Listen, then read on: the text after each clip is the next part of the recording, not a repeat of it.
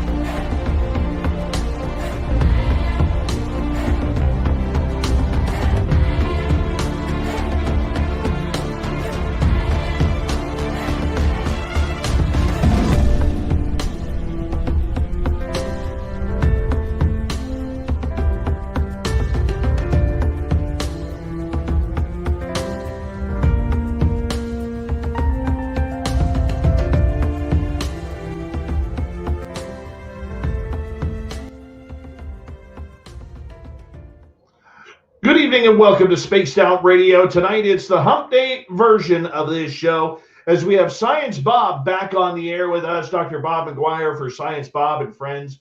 And we are going to have a great show with Science Bob tonight. And we're going to say hello to everybody on our YouTube channel right now. Kitty Caddywhack in the gold medal position. Race Fan with a silver. Amy with a bronze medal tonight. Hello there, Paramarv. How you doing? Nice to see you. As we continue on with our roll call here, there's Roswell Alien. How are you? And JSCO, Lisa Smith, and Mel WD40 is here, lubing us up for tonight's show because Science Bob literally says, I will not do Spaced Out Radio unless Mel lubes me up. So Mel is lubing the hell out of Bob as we speak. Right now he's on his forehead. So it's going to be good. Going to be a good show, all because of Mel WD40. Scrolling on down, we say hello to Thunderhead and Necessary Dialogue. Robert Lamoth and Signs of Life, how you doing? Paula Fost, it's been a while. Nice to have you back. Stephanie Kenny Blankenship is here. Stephanie Kenny Blankenship will be signing autographs after the show. Line up to the left of the studio, if you don't mind, to the left of the studio. Little Cam on YouTube ran 47 miles in 17 minutes to warm up for Science Bob tonight. His legs are jacked and ready, maybe a little ice packs as well, but he's ready for tonight's show. Good morning, Skip to Malou. How are you? Missouri Man, welcome to SOR Chat. Eternity Eternal, nice to see you as we scroll on down and say hello next to, well, it's Operation Shutdown. How you doing, my friend? Trucker Andrew, nice to have you here. Walter Kochabinski, thanks for coming on in. Tim Mothman and his goatee, two separate entities, hanging on out with us. We love you, Timmy. Hope you're having a great night, buddy. Kurt M., nice to see you. Are you Yeti?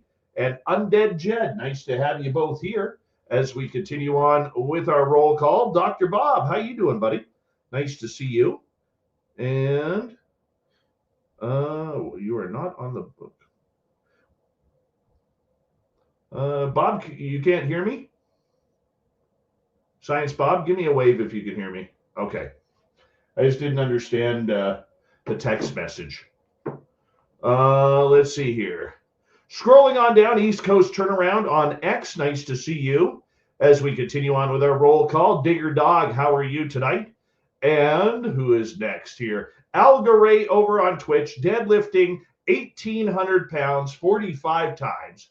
It was a typo on his end. He said only 800, but it was 1,800. We got the official record and recording of it. Adventures with Beth is here. Adventures with Beth will be signing autographs after the show as well. Line up to the right of the studio, if you don't mind, to the right of the studio. Thomas Rock and Jay Truthseeker, nice to see you both. And M. Lovett, how you doing? Nice to have you back. Sounds like my mic is off. Shouldn't sound like my mic is off. Why are we having audio issues? Hold on. We'll pause right there. Check your audio input. Sounds like your mic's not going through. Testing 1, 2. It is there. Hold on.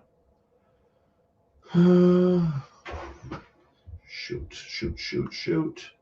What microphone do they have me on here? Oh, let's try that. How's that? Is that better? Is that better? Testing 1, 2. Is that better, Bob? Hold on. Science Bob, is that better? Yeah, it's better. Okay, cool. All right, let's get the radio side going.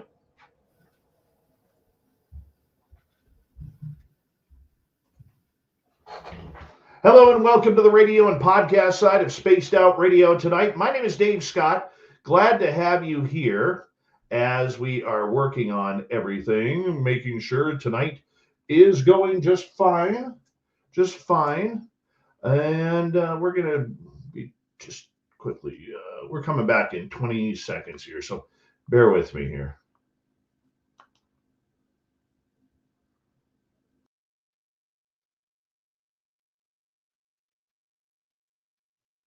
Hi, y'all. Everybody doing all right?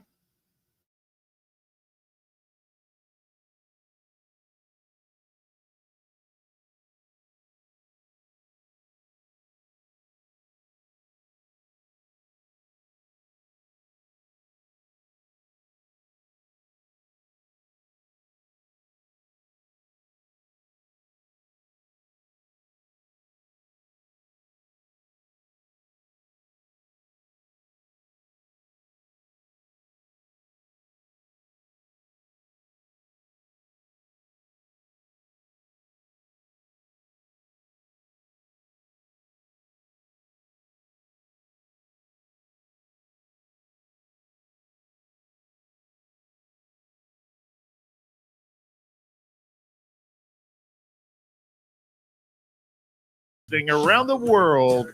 This, my friends, is Spaced Out Radio. I am your host, Dave Scott, sitting in the captain's chair of SOR headquarters. We welcome you to tonight's show on our terrestrial affiliates around North America, digitally on every major podcast network. Our website, spacedoutradio.com. We have a plethora of features for you. Rock out to Bumblefoot, read the news wire, check out our swag as well. You can follow us on X at Spaced Out Radio, Instagram at Spaced Out Radio Show, and on Patreon in the Space Travelers Club. Tonight's show is brought to you by Chive Charities. Help make the world 10% happier by visiting Chive Charities today. You can find them on our website.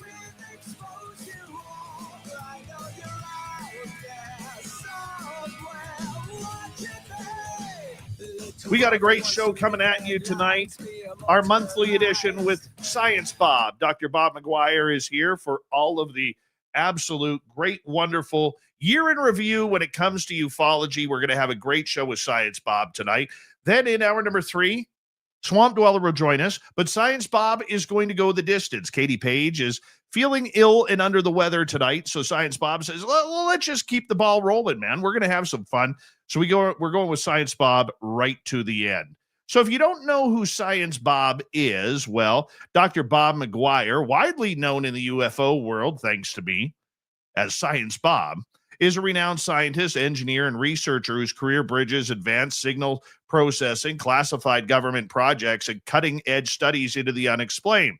With decades of experience and innovation through academia, Bob has become a respected voice of the UFO, UAP, and paranormal communities. His ability to translate complex scientific concepts into clear, compelling discussion has made him a sought-after guest on shows like this. Science Bob combines rigorous methodology with an open-minded curiosity, creating a rare blend of expertise that resonates with audiences seeking credible insight into the high strange phenomena. Let's bring him on in. Science Bob, it is always good to have you here. Merry Christmas to you and your lovely family. Merry Christmas to you and yours, and to everybody in the studio and in chat. And man, that was an awesome intro, Dave. That was new. I liked it, and it was over the top. You made me blush. Well, you know what? Anytime I can make you blush is it's a good thing. It's a rarity. But we're going to go through the top 10, top 15 UFO stories tonight at least if I missed any, you know what, maybe we can get them at the back end of the show, but we're going to go through this. But first, for people who may have not heard you, let's talk a little bit of your background here. You're a scientist by trade. You've taught at Virginia Tech University. You worked for the alphabet agencies, and then the UFOs came. Give us a little synopsis of that. Okay, so I was a geek from the time I was a kid. Went to Auburn University because I thought there was no other school that could hold me, because you had to be at one football school or the other football school. So I chose Auburn and went there with one thing in mind and wound up doing mathematics and engineering. So I graduated from there, went to Sandia Labs, and after about a year, I saw that if you want respect, you got to get a graduate degree. So I went to Brown University and got a PhD in applied mathematics with my application areas, physics, computer science, and signal processing. So there you go. So that was that. Then I went to work for the intelligence community, where I survived it 28 years. And then at the end of 28 years, I decided to retire and go after a year at detail to Oak Ridge. I decided to retire and go to work at Virginia Tech in the Hume Center for National Security and Technology, where I stayed for 10 years and was the chief scientist. So it was a nice long run. And during the time I was at Virginia Tech, I founded two successful companies. One is Hawkeye 360, which is a satellite company that looks down at the earth and locates transmitters on the ground for three-letter agencies and companies. And the other one is Federated Wireless, which is doing a new way of using spectrum for cellular telephones. And it's also a major player in the Wi-Fi 6 development stuff. So I can't wait till we roll out Wi-Fi 6. So anyway, I'm a technical geek. Then I got into doing technical stuff with UFOs and UAP stuff, and then asked to be on the board of advisors of Skywatcher LLC. And now I'm in the Visible College with a bunch of other people. You'll soon see my face and all that on the Visible College website. And there are other things that I'll be in. I'll formally be joining Seoul here in about a month, and then we'll figure out where it goes from there. Where did the love of UFOs come from? When I was single-digit years old, I can't remember the exact number, my dad loved science fiction, and that rolled over into me, and we watched Michael Rennie, Sam Jaffe, what's her name, and Bud, what's his name, from Dennis the Menace, or My Father Knows Best, and The Day the Earth Stood Still caught my imagination. The flying saucer, the robot, all of it, every bit of it just turned me on. So I started looking up at the sky and saw a few things, built telescopes, got into radios, and it just, being a geek all my life was just part of, I love science fiction, and it made me wanted to do science. As I'm Hardcore on X says, scientist by day, SOR super correspondent by night. That works for me. That's what I love about you. Bob, you have over the last couple of years really, kept a very close eye on the UFO community, the UAP community, because I still believe there is a divide in between the two. Not trying to get political, but, I do believe that there is something about that. Your thoughts looking back before we get into the top 15 stories here, your thoughts overall on 2025 for the UFO community? A good year, a bad year, a challenging year? What do you think? Okay, so all the way up until 3 weeks ago, it has been a grumpy year for UAP and UFO people, because they kept thinking, and I never thought, that Congress was going to pass a law that broke all this out in the open. And it was just never going to happen. I mean, and then they adopted heroes in Congress that had that zero power, zero. They're representatives and they can write laws, but they have no power because they're not the chairperson of a committee. And those are the people with power. And these people like Burchett and Anna Paula Luna and so forth and so on, they're doing good stuff, but they have no power to make stuff happen. So I just went, well, this is good. We're hearing stuff. But then, and I thought Age of Disclosure was going to fall flat on his face. And I can tell you what, Dave, you know me. When I'm wrong, I admit I'm wrong. Age of Disclosure hit, and it's the single most popular documentary ever released on Prime Video. It has polls rocketing through the top in the United States.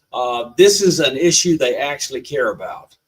And the political people are listening to all of that. And I'm hopeful that there'll be some motion inside the White House and the National Security Council. But I hope the motion isn't, let's spin our wheels, say absolutely nothing. We got this under advisement. And if we find something, we'll let you know. Don't call us. We'll call you, until it drifts away like it has in the past. I'm hoping it's not that. And Trump needs a win. He definitely needs a win. His poll numbers are falling. The things he's promised his people are not quite coming around. He needs a win. And I believe as strongly as I can that he wants this win. He needs to figure out how to make the win without getting into trouble. Lou Elizondo was recently interviewed by Ross Coulthart on that exact subject. And Ross asked Lou point blank, has Trump been read in fully on this subject? The answer to that's yes. That's an absolute yes. But Lou's response was no comment. Yeah, but that is a yes. I would agree with you on that. I know Lou's response is no comment. But look, it's clear from the memo or letter or whatever that he sent to the National Security Council and the president. He was angling, and this is my opinion. I haven't talked to him, and notice this, I'm giving you he was angling for the job of UFO czar for the National Security Council. And so he knows no one is worse than Trump about you talking out about him or for him without his permission and blessing, and mostly only when you're standing by him. That is a surefire way to get in trouble with this president, is speak out of turn and get ahead of him. What would be the reasoning Trump or any other president in the future would want to disclose? Trump, I think he believes it'll be a popular decision, and he is truly a love of being loved and thought of and spoken of. And if he's not in the news every day, 5 times a day, he's an unhappy camper.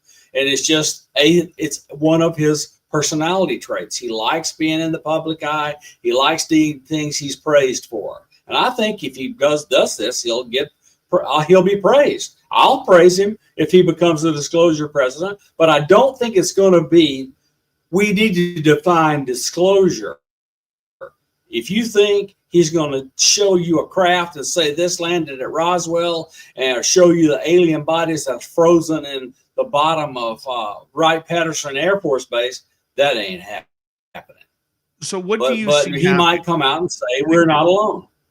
Predict it for me. What do you see happening if it does happen? Okay, I predict that he will say, we have for some time known that we are not alone. We've been visited. We've even had some interactions. But those things we know that we feel will give the United States an advantage because of our advantage position technically, we will not be discussing, because we don't want to advantage our peer adversaries while the world is in such a troubled state. Our job is to protect you and our institutions. So we're here to tell you, Sorry about the way we felt we had to do this, starting in World War II when the Soviet Union looked like it might blow us up one day. And now we're in different times, and the structure's got to be redone. We'll be working our way through how to change this structure over the next year or two, maybe 5. But for now, we admit they are here. We admit they are known. And we have technologies that we're doing. But the thing we won't hear is we're ending the embargo on all science that might be related, because they just don't want to do that. But that science is the thing we need, because it will transform human society. I think if I were to ask if my opinion were asked on it, I think it's going to go something like this. My fellow Americans, we have picked up a signal from somewhere deep in space. We believe it is from an extraterrestrial type planet or a life form. We have no signs of craft. I think they'll deflect it from Earth. And that's the way I see it going. I think it'll be some sort of NASA. You mentioned Trump needs a win. I think NASA needs a bigger win. Okay. And I think they put it on NASA, that NASA picked up a signal, and that's how it's going to play out. What do you think about that? Okay, so the problem with that is Putin's mad at us. He is really angry. And so if we do that, he and Xi will probably want to do something to try to one-up us. And Putin had cosmonauts that had a direct interaction with non-human intelligence on the Salyut 7 and the Mir. Both of them. And, I think Xi has downed craft. He might even decide to show the downed craft. I mean, it's one of these things where you gotta do enough that you can go as far as not give away stuff, but force your adversaries, if they want to go further, they have to tell stuff they don't want to tell. So in other words, it's a balancing. He wants to go as far as he can to try to him in and corral what they feel they can do. All right, Bob, you ready? We got 6.5 minutes to go before we go to break at the bottom of the hour. Science Bob is here. We're going to get into the top 15 stories of 2025 in the UFO world. And we're going to go back to the month of September, where during a congressional hearing, Congress played a video, released it to the world, of military surveillance clip showing a Hellfire missile striking, then deflecting off some sort of moving orb. It was over the sea near Yemen. It becomes one of the most debated UFO/UAP evidence pieces since the Nimitz encounter. A lot of people believe they have debunked this video. What's your thoughts? It has not been debunked. And the reason is, once you look at it carefully and see the piece that happened after, when the thing hit, what it hit, it did not explode. The missile did not explode. And what it hit came into 3 or 4 pieces, but they kept flying along. They didn't fall to the earth. So that's not something we know how to do.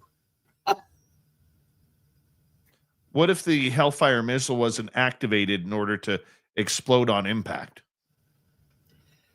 Well, it didn't explode on impact. And so if it was deactivated, but it doesn't matter. The pieces exhibited behavior that physics can explain after contact. Now, here is one of the theories I heard on this, okay, from somebody who has spent time in combat, is they don't know where it came from. They don't know if it came from the nut bars in Yemen. They don't know if it came from some other source. Could have been American for all we know.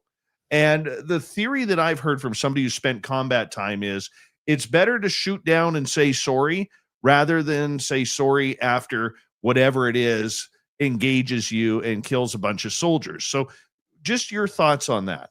I completely agree. Look, if they're in say the Gulf, and they're or the Aden or the Red Sea, any of those places, and they're shot at, or the Suez Canal, and they're shot at by the Yemenis regularly there. Anything that comes into their exclusion zone, they're going to shoot at it. But the thing that I saw is when you have a collision, all the remaining pieces share the momentum. So momentum from this piece is transferred along with the momentum from this piece when they collide is transferred in different measures to all the remaining pieces. But the sum of this one and the sum of this one has to equal the sum of all the pieces. And it did not happen, Dave. That's a violation of classical physics, meaning we don't know how it happened. We don't know how it works, but it did not preserve the linear momentum of the two pieces. Do we know how fast it was going? I could not see a thing that told us. Because I've heard. I'm sorry. One piece tells us something. We know how fast the Hellfire almost surely was going, but after that, we just don't know.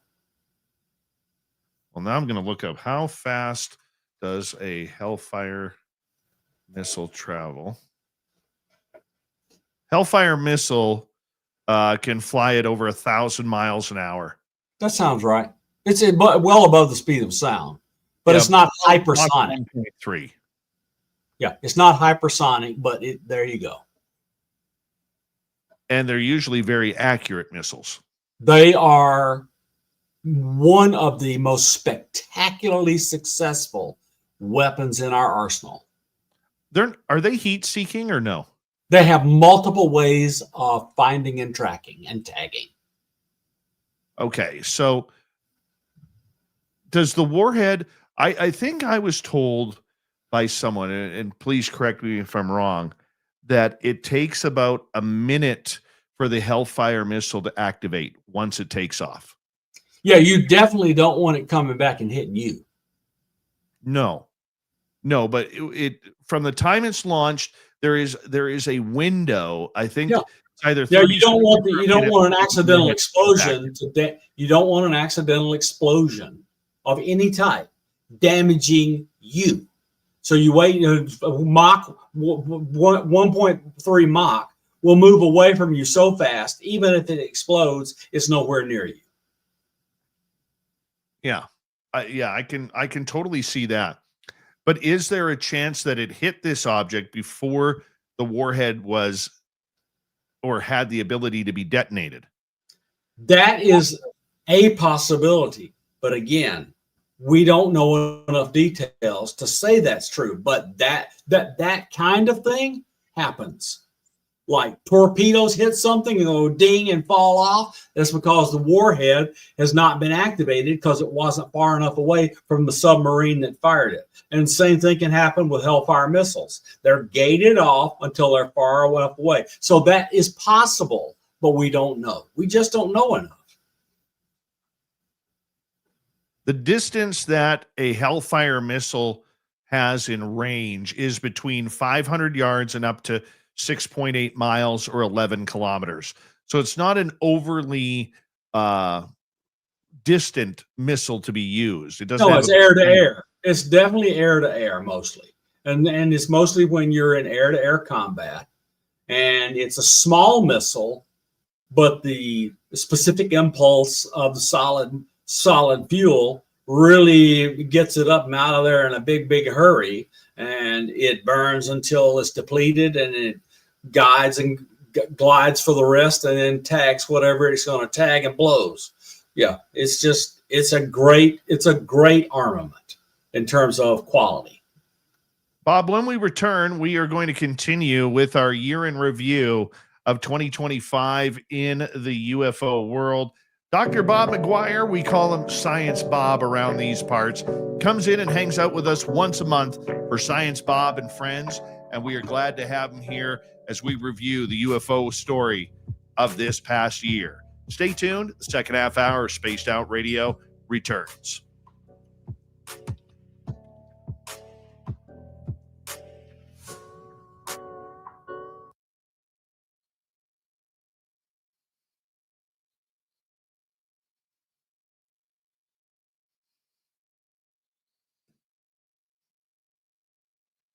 All right, Bob, we're clear. Sarah Yan, how are you, my dear? Hope you're doing well. All right. Thank you, Trucker Andrew.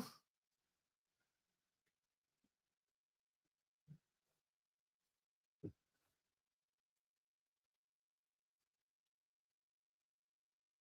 a good mustache you got going on there, Science Bob.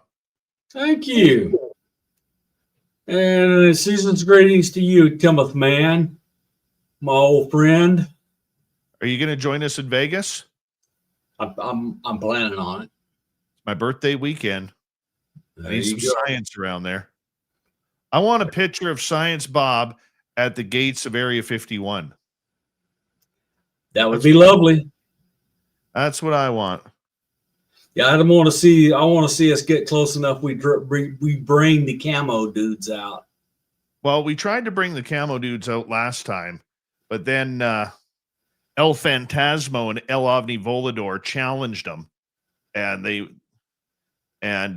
didn't want to see that, so we scurried away. I mean, as long as you don't cross the red line, they're not going to mess with you. But they will come close enough to look at you. They don't want to get caught on camera. They know what's going on.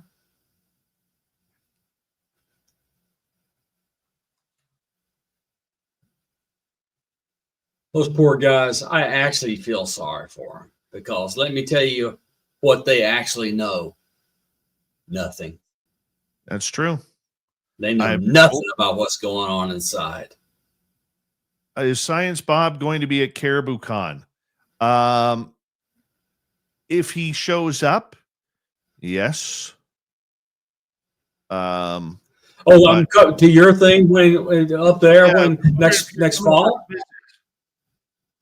Yeah, I am damn determined to come to that. Yeah. Well, if you do, come a few days earlier. I don't know. A few days earlier, and when your refrigerator is empty, I'll go back home. Sounds good to me. Doors open. You know where you can sleep. Out in the snow. No, there won't be snow at that time. Hopefully. No, I know there won't. I know there won't. I know, but the reason why I'm saying come a few days earlier because I'm going to have Grant Cameron come up a few days earlier, so that way. It'll be great. It'll be good to see Grant. Yeah, but I want to take Grant a couple days in a row up to Flight 21. Yep, I'm ready. T-Bone, my man, how you doing? Good to have you here, my friend. So what do? You fly into Vancouver and then drive? You can do that. Enjoy. I would recommend that because the drive through the canyon is absolutely gorgeous. Oh, it's got to be. It's got to be. Yeah. Yeah, and there's a lot of great stops along the canyon to take pictures. Yep. I think we'll try to do that. I hope I can get Lala to come, but I may not because Xander will be in school. Yeah, I hear you. I hear you there. And let me tell you, a teenager, you got to watch him. Oh, yeah. They're good. He's a good kid, but never mind. Got to watch him. No, I fully agree. Fully agree. People don't forget their cerebrum is not fully integrated, so they have hallucinations of grandeur. Right?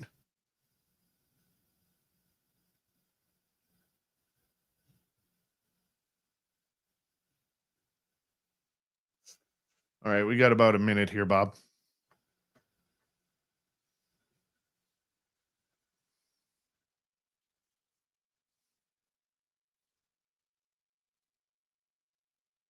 I can't wait to put on shows in your studio.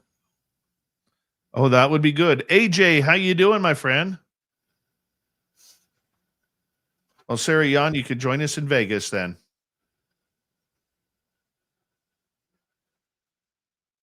Razmataz. Wow, been a while.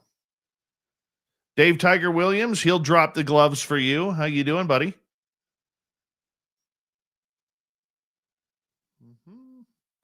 We got about 20 seconds. Thank you to Andrew, Candace, Walter, and Pam for the great super chats. We absolutely love your support of Spaced Out Radio. If you haven't yet, join our YouTube membership and shop at our Spaced Out Radio store. We do not have ugly swag, people.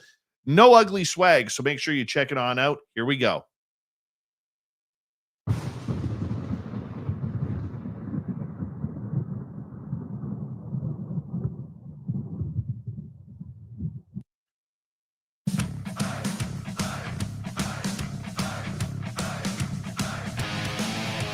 Second half hour of Spaced Out Radio is underway. Good to have you with us.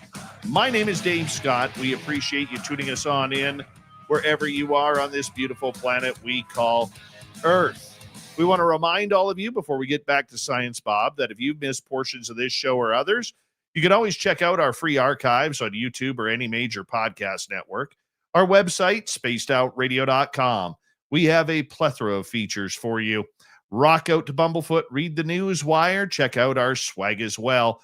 Follow us on X at Spaced Out Radio, Instagram at Spaced Out Radio Show, and on Patreon in the Space Travelers Club. He's Science Bob, Dr. Bob McGwier. I'm Dave Scott. This is the big show of Science Bob and Friends. And we are looking back at the top 15 stories of ufology in 2025. The first one was the congressional hearing missile video that happened around the Sea of Yemen, or in the sea around Yemen, I should say. Number two, we continue with the congressional hearings, Bob.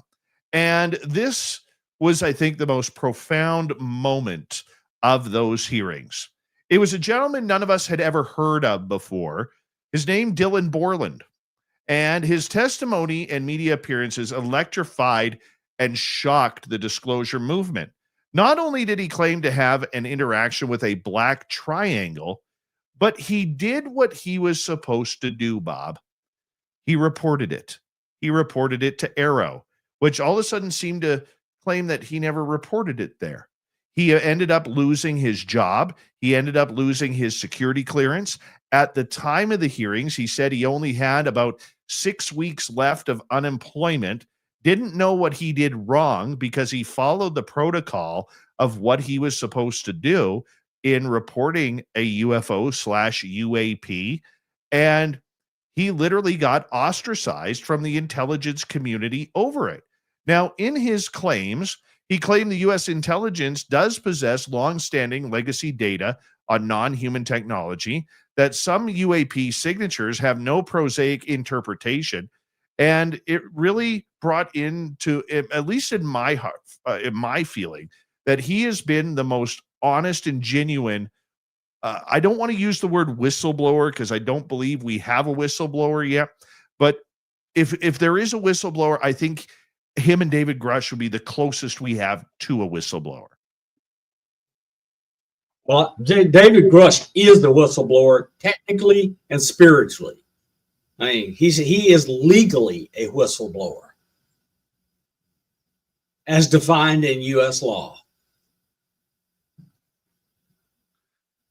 Dylan Borland. But I thought Borland was fantastic. What'd you like about him? I like the things he brought, the fact that he gave kind of sufficient evidence that if he were a liar, he would have hung himself, and he didn't. And he's continued to talk about his brushes with the legacy program and so forth. I mean, it's just, and he's his story about what he saw and the craft that got him in trouble are they're the same every time you hear them. They don't change. Here's one of the things that I really liked about him. Out of that panel, and that included, I thought him and George Knapp were phenomenal. But since the David Grush hearing, I don't think we have had a panel that showed as much emotion and of getting to the topic at hand as we did in that hearing. I really don't. Yep. And I thought George Knapp was spectacular. I don't really care what people think, because there's a lot of people in the UFO community who think he's just grifting on this story. I don't believe that for a second. Well, I'm glad to go into my George rant if you want. Yeah, go right ahead. We got time. Okay, so people have heard of Bob Bigelow in this field. People have heard of Harry Reid in this field. People have heard of Jim Lakatsky in this field. People have heard of Skinwalker Ranch in this field. People heard of lots of things in this field. And people may know that the United States government has all of the Soviet Union UFO records. Why are all of those things true? That's because George knew Bob. George knew Senator Reid. George knew Lakatsky, because George knew about Skinwalker. And George was the person that brought them all together in a room and got them to work together. We owe Knapp. So ever since 1989, when he brought out Lazar, almost everything has kind of gone on in a major way. George Knapp was there at the beginning and mostly the instigator. And stop talking about this guy like he's a grifter. He's a newspaper guy with a television thing, and he's making a buck. Who cares? He's a journalist. He's He's doing a his job. journalist. And that's the way I feel about it. And if you're a journalist, you build your sources, and if your sources give you information, you report on it. That's what he does. Yep. I know for a fact he was asked by KLAS television in Las Vegas, where he's worked since, I believe, 1981, 82. Okay. That he was asked over the last number of years for more UFO stories, dig into it. That's what they wanted him to dig into. Yep. And I thought he's done a fantastic job with it. And look, people don't understand.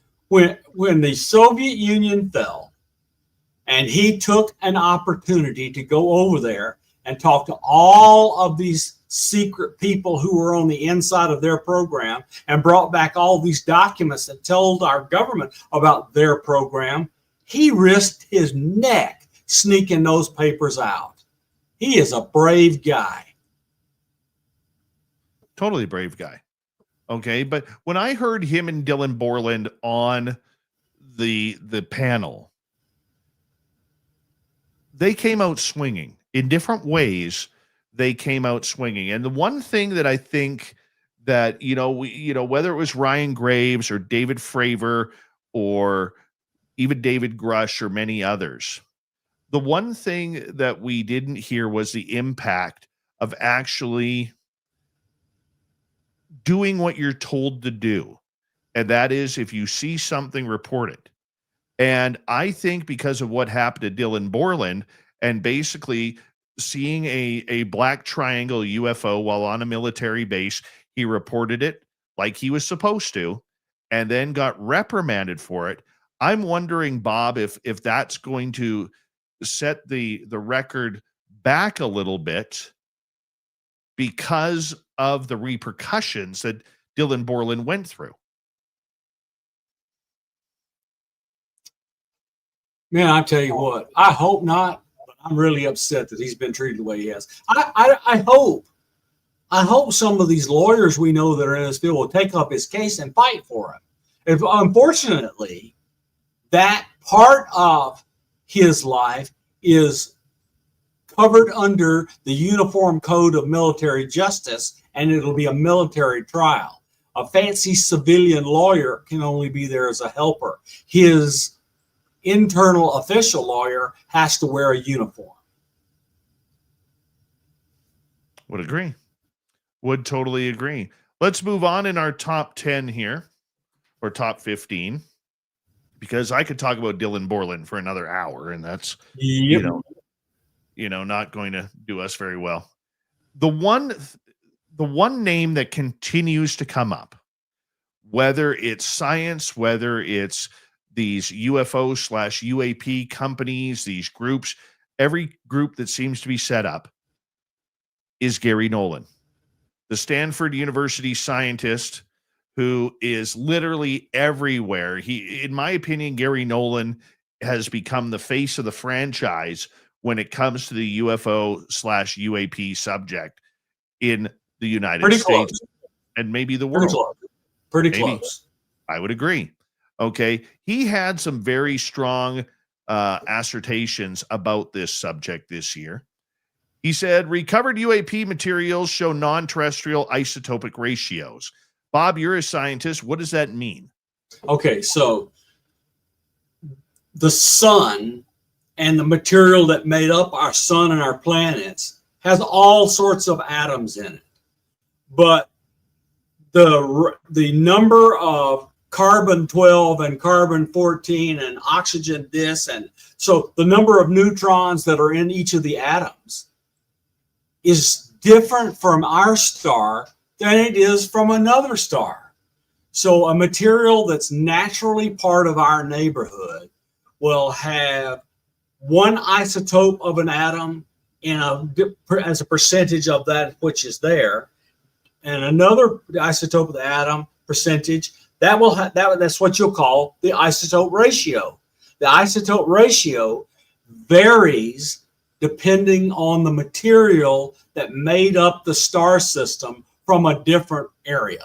So if the ratios on the materials are not related, and that's not, I just said about one atom, but it's like all the atoms in the materials have these same kind of ratios. So if it's every atom in that material has different ratios of isotopes than are in our area, it didn't come from here, period. No one would spend the money to have an amalgam of different material atoms to have different isotopes. That would be more expensive than the Manhattan Project. Okay. So does that non-terrestrial isotopic ratio then mean that it is alien life, or that it just came from somewhere else? It just came from somewhere else. I mean, look, we could have a meteor that came from another star system, land on Earth, and wind up in your metal dish, and it would have wrong isotopic ratios. All it means is it came from a different star system. Well, doesn't mean an alien brought it. Yeah, that makes sense then. One of the other things that he stated was that some craft appear far beyond human engineering timelines. Yep. So we do not know at all. We have no notion of how to make a craft that can go into the ocean at high speed and move underwater faster than the speed of sound. That's faster than the speed of sound in air. And the speed of sound underwater, it's a lot faster, but never mind. You can't go anywhere near that fast underwater because water is incompressible. You can't compress it and have bow shock waves like you do in the air. It will just flatten whatever you got there if you try to go any faster and then make it through without a dent. That is non-human. Bob, what kind of noise would it make underwater to have something traveling at Mach speed? Well, so and again, this is one of the things that I am honored and astounded to be able to tell you. Like I've said other places, when I was on the USS Hampton, which is a nuclear submarine, for quite some time, we were moving underwater deep for a while. We had an object go by that the master chief, senior master chief that ran the sonar room, ran out and told the captain that they had a fast mover. And it sounded almost exactly like, with the differences that they could tell, a torpedo going underwater. but it was going way too fast to be a torpedo. It was going so fast, it was moving faster than the speed of sound as it went by the boat. So it's still displacing water, and that displacing of water makes a sound. But it wasn't cavitation sounds, which is you're trying to move so fast, you're churning things up where it makes turbulence. It was not turbulent noise. Did you get to see it? No, because I was inside and we could hear it, but we could not see it. There we were too deep for natural light.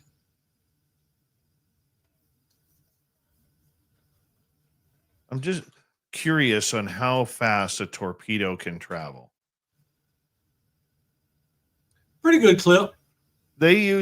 Torpedoes usually speeds vary between 30 and 50 knots, which is 56 to 93 kilometers an hour.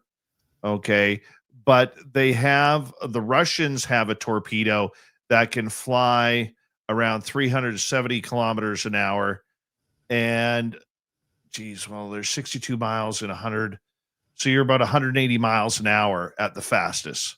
I'm telling you, man, that thing, it has to be so carefully designed, and it is gobbling whatever's driving the props. Energy, just gobbling it to plow through that dense water. It's just a plow, and to do that is amazing.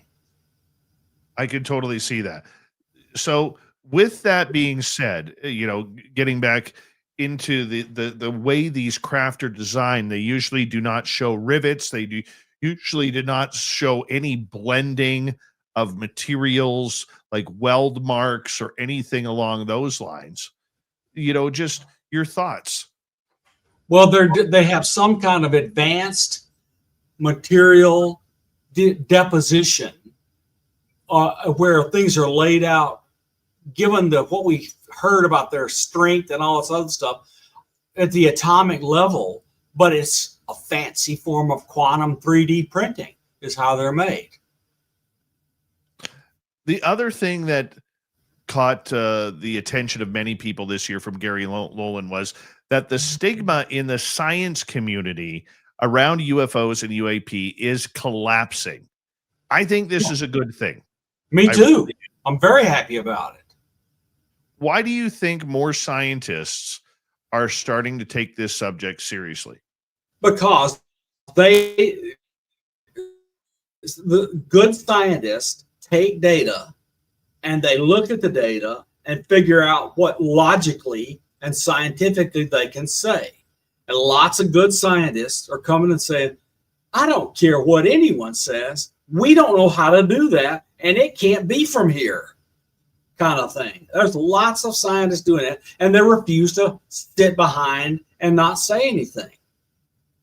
And our government, whether you like it or not, whether you like what they have done or not, has admitted that these videos that Lou Elizondo and Chris Mellon brought out of the Nimitz incident and the Go Fast are real and unknown. Do you think the SCU, the Scientific Coalition for UAP Studies, has had an impact like that as well? Yeah, they did nowhere near that much, but they've gotten some really good stuff going. But I'll tell you, a thing that, in my opinion, the SCU has made possible is that Matthew Sudeikis and Kevin Knuth, they got a humongous grant to do UAP science, etc., at Syracuse University. They're going to have a study center doing real work on this problem with funding.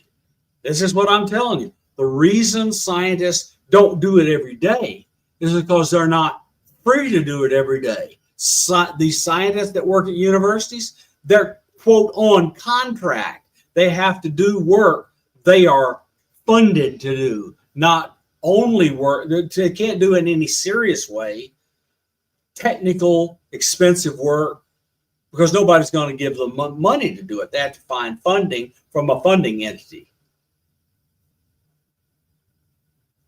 All right, we got 5 minutes to go. Let's move on to the next topic because Gary Nolan, I'm sure, will come up once again. Number 4 this year, and this one just irritates the living hell out of me. NASA has expanded its official UAP research mandate, and they're calling it the most ambitious UAP effort to date. Multisensory atmospheric monitoring, AI-driven anomaly detection, collaborations with academic teams, and Skywatcher, a new scientific UAP advisory panel. Your thoughts on this? So they do have the ability to do that kind of coordination. The devil is in the details, and we have not been told all those details. The facts are they do already operate telescopes all over the place for tracking meteors and other things, and they could easily be repurposed to look at objects that are out there. And I'm going to tell you what, I think Beatrice Villarreal's looking at old Palomar plates has stirred the pot. The problem is those kinds of telescopes are not useful for looking for UFOs because they focus on too tiny a spot because they're trying to magnify or gather light that's from out there.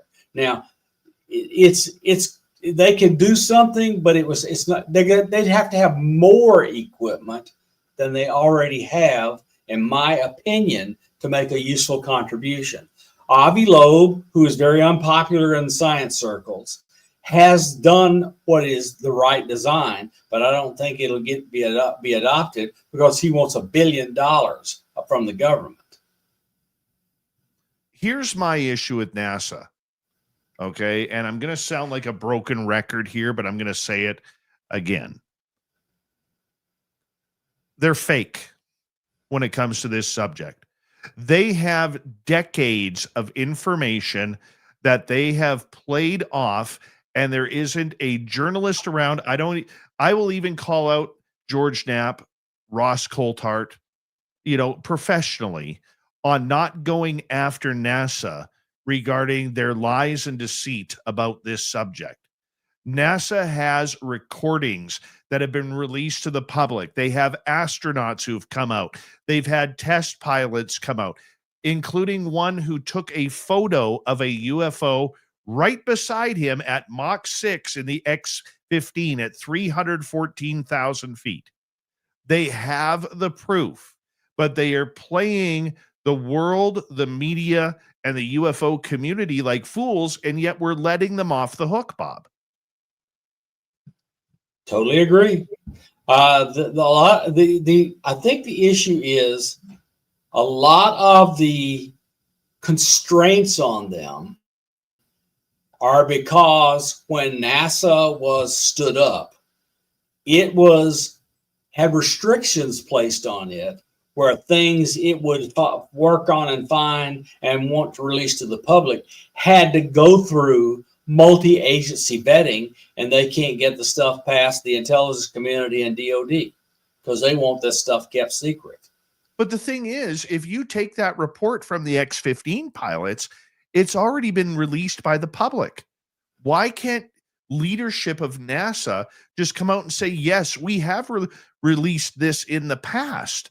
Because under the Space Act, they are not allowed to do anything they aren't given permission to do. But if it's already been released, it doesn't matter.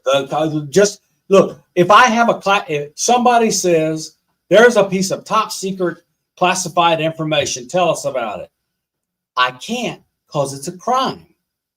They can't because they're forbidden. So what you're saying, to recap, is that even though they have already released it, they can't go back and revisit their own notes and without permission. Without permission. So from an interagency committee. It's awful, Dave. That is awful. It's horrible.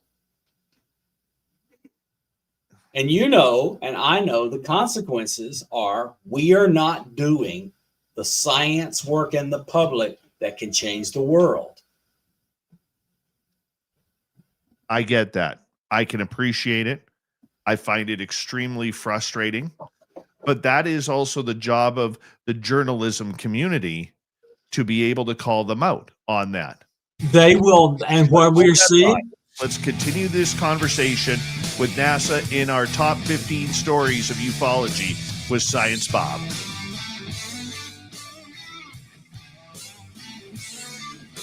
This is Spaced Out Radio with host Dave Scott.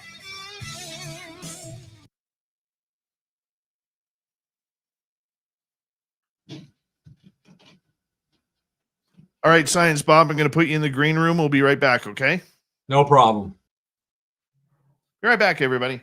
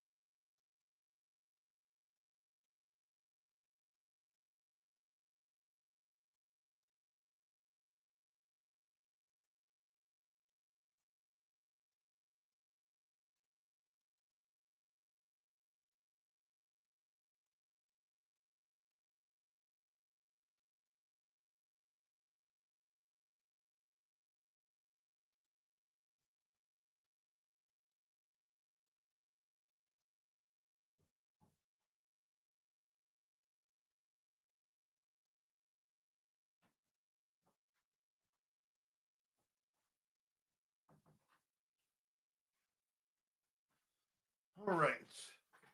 I am back. We got about 90 seconds to go. Let's bring in Science Bob and Uncle Remus. How you doing? Nice to have you here.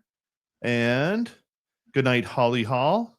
Love that name, Holly Hall. She'll be a guest next week on the show. Uncle Remus told me to stay out of the briar patch. Well, you got to be careful. Let's see here. All right. Jaron Carter, I would have a beer with you too, my friend. I would. I don't even drink beer, but I would have a beer with you. Well, I rarely drink beer. Rarely. We got about 45 seconds. Thank you tonight to Pam, Walter, Candace, and Andrew for the super chats. It's a wonderful way to support what we do on this show on a nightly basis. And you could join our YouTube membership as well. We would love for you to do that. As well, if you don't mind, shop at our Spaced Out Radio store. Be like Jaron Carter. Buy yourself a bunch of great looking swag and make sure you check it on out because nothing's ugly there. Nothing's ugly. Promise you. Yeah. Don't forget, VIP tickets on sale for CaribouCon.com at CaribouCon.com for the CaribouCon first annual up here in 108 Mile Ranch, British Columbia. You're going to tour the museum, hear great speakers, maybe even go for a UFO skywatch. Lots of stuff going on. Here we go.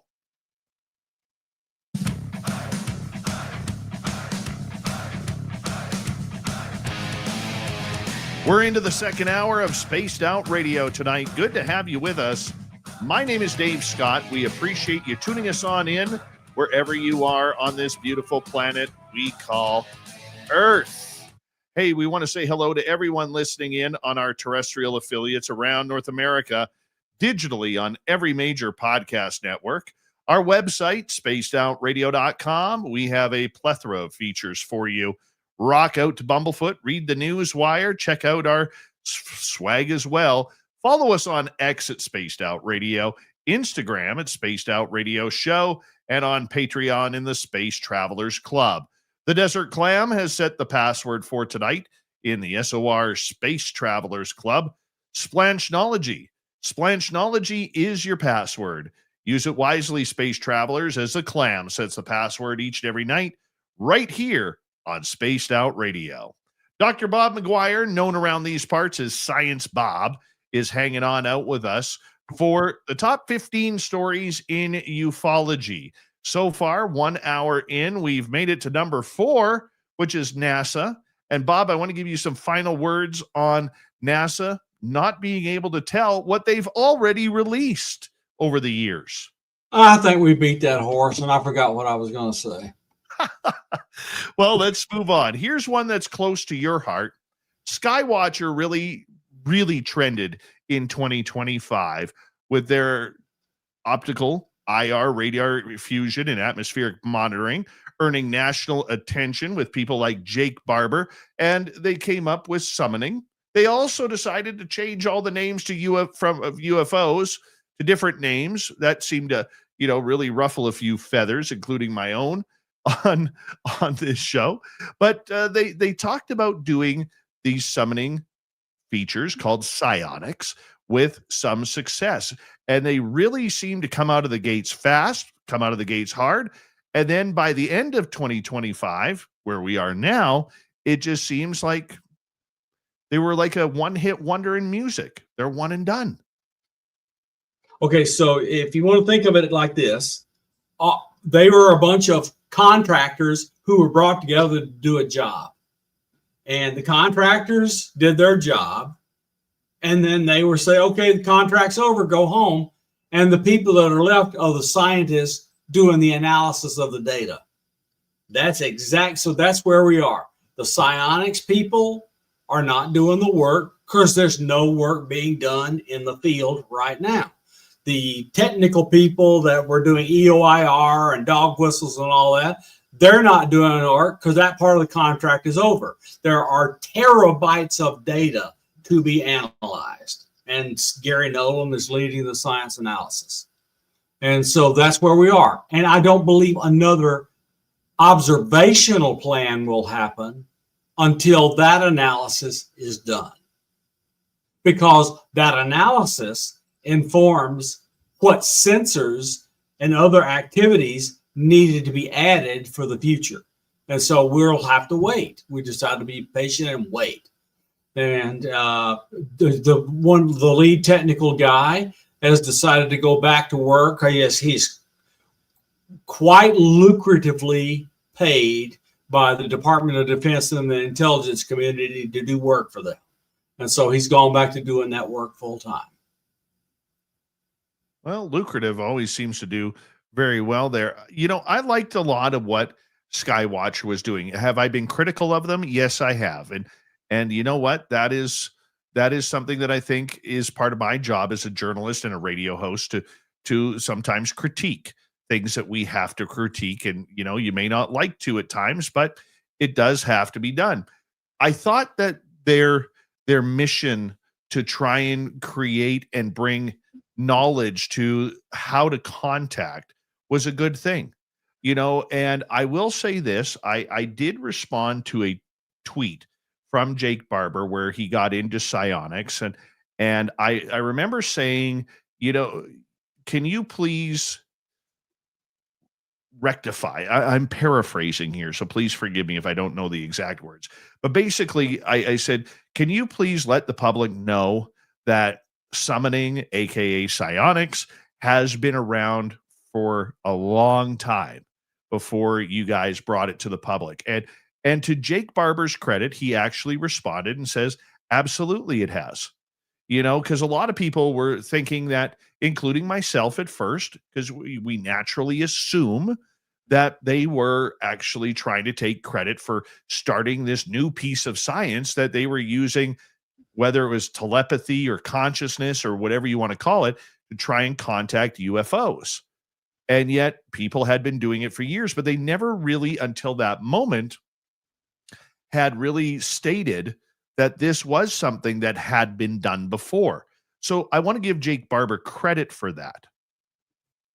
Yeah, he's a good guy, and I think he is a multifaceted, multi-layered, interesting guy that we are not really going to get to know about him because he's a private person in many ways. But he's done a good job as a public spokesman, and he's gone back to doing some other stuff. But you can see that he interacts with those psionics people a lot on X/Twitter. And he went to Seoul, represented the group, and along with James Fowler, gave a talk at Seoul about their activities to give a public record, along with Gary Nolan, of the activities that have gone on inside. And I don't know, I'm not in the planning of any of this now. My advisory capacity is not being utilized. So I'm on the sideline like all of you. We just don't know what the current activities will be because this stuff was funded by Alex and some others that met out at that California Haven place and decided to fund the thing. So anyway, there you go. I'm going to add one here because the gentleman is in our YouTube chat room, but I would be very remiss in the UFO spec ops world, okay, if we didn't give an honorable mention on tonight's list to Mr. Jim Goodall. He is a legend in this field, and Jim earlier Who's that? this year, I don't know. I don't know him. and Jim's my brother. He's my brother from another mother. In April of this year, the aviation author, U.S. Air Force retired, and expert on stealth technology, Jim Goodall was inducted into the United States Aviation Hall of Fame, recognized for his extensive work documenting spooky military aircraft, especially the SR-71 Blackbird, his Air Force service, and his significant contributions bringing these planes to museums and major highlights in his storied career. Jim Goodall, who's been a guest on this show so many times, and he has been just an incredible supporter of Spaced Out Radio and myself. He has attended every single fan party that we have done the last few years, and he is absolutely amazing. And we wanted to just give a quick shout out to Jim Goodall. Let me add my little bit is He's well known in this group for his aviation work, but Jim has documented better than any entity I know on Earth in unclassified circles the nuclear submarine fleet. He is.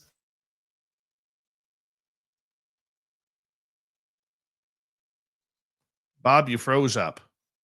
You froze up. I'll let you finish that statement when you come back. My favorite Jim Goodall story of this year was at our Vegas fan party that we did back in May of this year. Jim came with us out to Rachel, Nevada, which is on the outskirts of Area 51. And we went out into the desert with him, and he was showing us where he was able to take photos and the mountains they climbed in order to try and get pictures of the elusive base at Area 51. And it was just an absolute great time with Jim. And here's one of the things that I really enjoyed after that, being literally on the outskirts, having the camo dudes watching us, and it was an amazing time. After that, we pulled down into Rachel and we stopped at the Little Alien. And Jim was looking around at all the pictures and everything, and we each grabbed a burger and a beverage, and he's walking around as we're by the souvenir shop. And all of a sudden I hear Jim say, "Hey, that's my photo," to the girl who's working there. And it's a picture of an SR-71 inside a C5 Galaxy. And Jim's like, "That's my photo." And the lady's like, "That photo there?" And he's like, "Yeah." She goes, "Yeah, this one has been on the wall here for quite a while hanging up." And he's like, "I took that photo. That's my Blackbird. That's my Blackbird." And this lady was just like, "You got to be kidding me." And then on the inside, because it was like I don't know if it was like a photocopy of it or just a secondary photo of it. And he literally was like, "There's my signature on the photo." Okay. Science Bob has dropped out due to his internet. So we're going to call him right now. His internet has crashed. Hold on. My internet is totally dead. All right, Science Bob, I got you on the phone here. So we're going to continue this interview by the phone if you're okay with that. Let's do it. All right, let me just get set up. I'm just telling the Jim Goodall story out at Rachel, Nevada right now. So just bear with me a couple of seconds here, Science Bob. And while while I'm setting up for Science Bob here, watching Jim Goodall literally, get so excited that the Little Alien had his picture of a C5 Galaxy carrying an SR-71 was absolutely awesome. It was an awesome moment, and I was so happy to be able to be a part of that and watch his excitement and his emotion. Jim, congratulations once again on this year being, I guess we could say, being part of the U.S. Aviation Hall of Fame. It is well deserved. Probably should have happened a lot sooner, but we're glad that you did. Science Bob, can you hear me okay? I hear you just fine. All right. Well, we got you here on telephone now, the old school way of doing things. And your internet got knocked out, but we're glad that you're still able to do this. And we're going to move on in our top 15 moments in ufology in 2025. And this is a big one. Okay, we're going to talk a little bit, Bob, about 3-Eye Atlas joining the UFO research landscape. Now, everybody knows 3-Eye Atlas, the comet that came from somewhere, we don't know where it came from, entered our atmosphere, or not our atmosphere, pardon me, our solar system from somewhere deep, deep, deep in space. And many people were wondering if this was actually a UFO craft, including Harvard astrophysicist, Avi Loeb, who said, yeah, it's probably a comet, most likely a comet, but we can't rule out that it could be a UFO. Your thoughts on this, Science Bob? Well, I mean, I don't know what Avi was doing. I don't know what he's still doing, other than trying to what appears to me to be grandstanding, because it is different from most of the comets we see. But never mind, it developed into what looks like a comet that we see, and we keep getting these misleading, misinformed stories all along, and it came, did exactly what it was supposed to do, and left. It's still on its way out, and people can see my pictures of it. They're not great, but they're there on X and Facebook. But the thing they're going to see is how fast that thing was moving, because the stars are in focus, but it just looks like a smear. That's not because my telescope's not working. That's because it's smearing across the picture. It's moving fast. And so it's a nice thing to look at. And there we go. It'll be gone soon because it's going back out to another star. Well, one of the things that people were wondering about this 3i Atlas, Bob, was that it was really making some very, very interesting movements, from 90-degree turns to when it came around the sun, it didn't follow the gravitational trajectory that they thought it would. It seemed to be acting on its own. And this is where people like Avi Loeb were saying, hold on a second here. We can't rule out that it is potentially a UFO. Okay, so when things get close to the sun and they have lots of volatiles on them, those volatiles can be released explosively. And when you have a buried piece of volatile that suddenly gets explosively released, guess what, Dave? That's a rocket motor. So they have their own built-in gases that go from frozen to hot propelled gas when they come close to the sun, and that acts like a rocket motor and changes the velocity of the thing. We've seen that many times on comets, many. And so it's just, we don't have enough information to see anything other than it is a different metal content, like we were talking earlier, different isotopes and different metals and different makeups than comets would be in our solar system, because it came from a different solar system, but it's still a comet. It did its thing. It changed the trajectory a little bit when gases expanded violently and left and made the tail, and then after that it's gone. I mean, it's a comet. It's just a very interesting one. It didn't come from here. It has some weird colors, but it was a comet. So for those of us who aren't very educated on the subject, if you look at, say, a month and a half ago, Comet Lemon was flying by, Bob, and it was being, just acting like a normal comet would.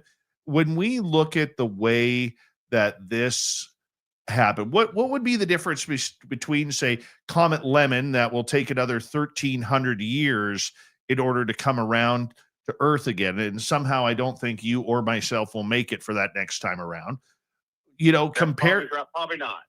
Compared to, say, 3i Atlas, which is... Well, that's pretty straightforward. So first of all, it's made of different materials from a different star than our comets are from our star.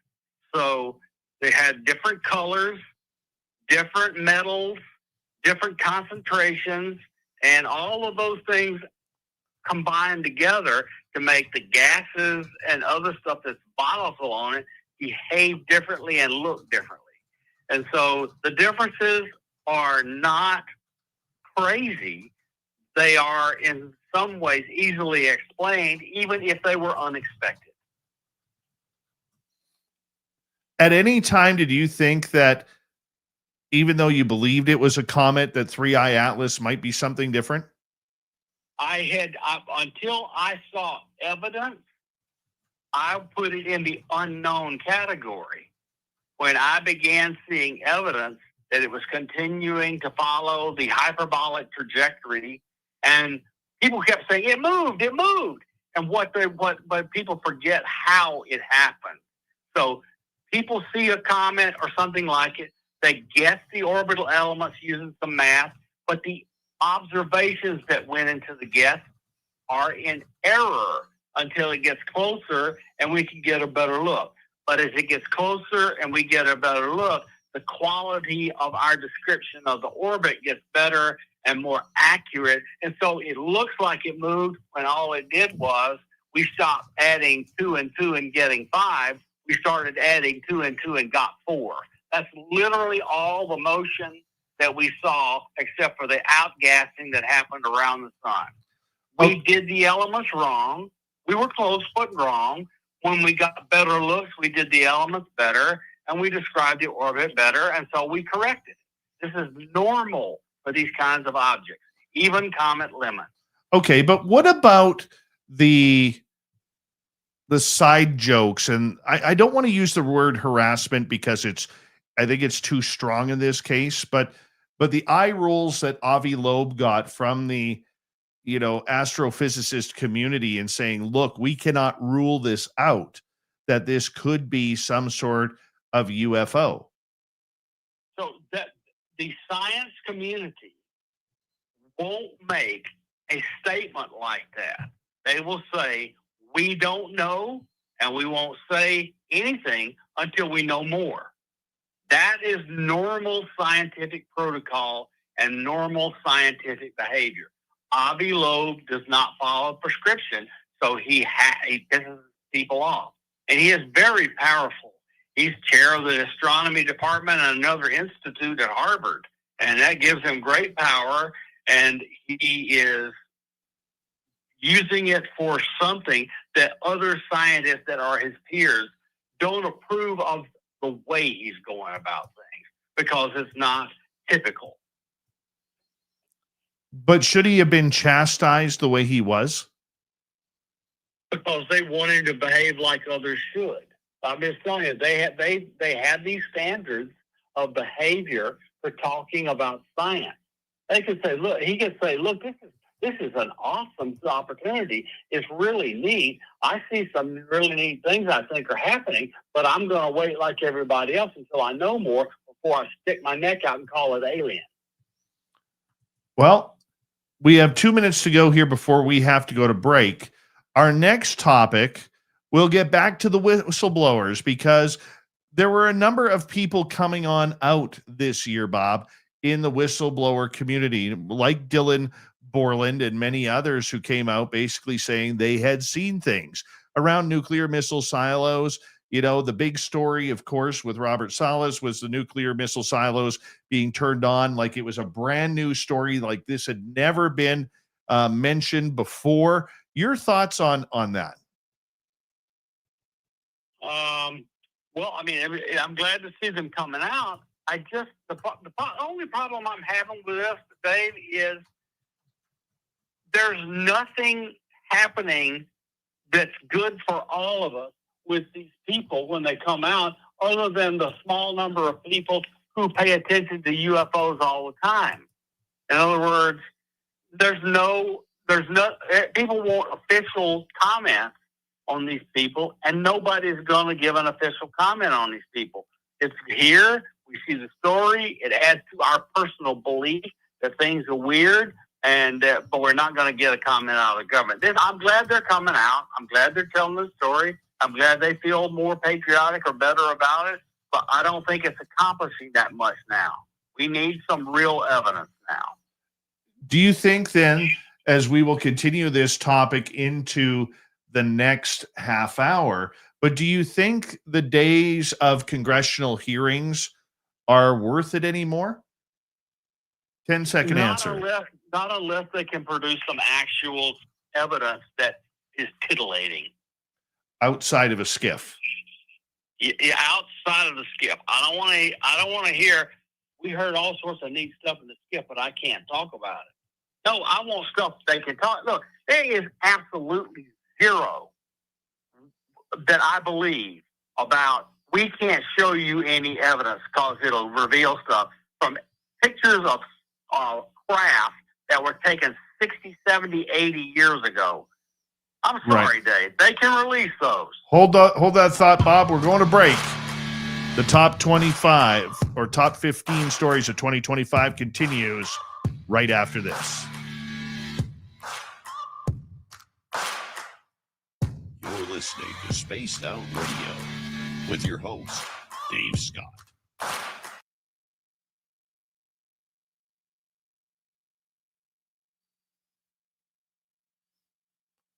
So what happened to your internet there, Bobby? Just gone. It's just off the air. My guess is it's the middle of the night, so Xfinity decided to do maintenance and just turned it off. Right. Oh, That's man. not very nice of them. No. It's not very nice at all. I'm going to look and see if I got a thing from Xfinity. Just let me look.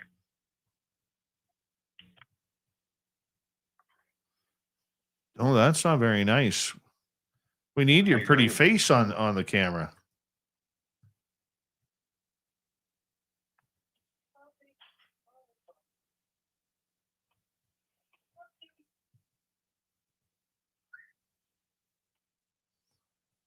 Punisher 1981, welcome to SOR chat.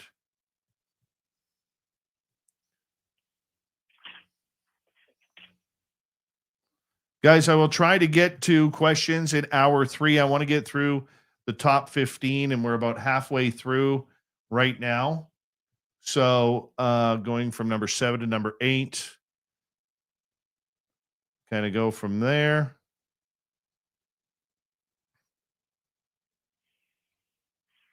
Whoopoo, how you doing?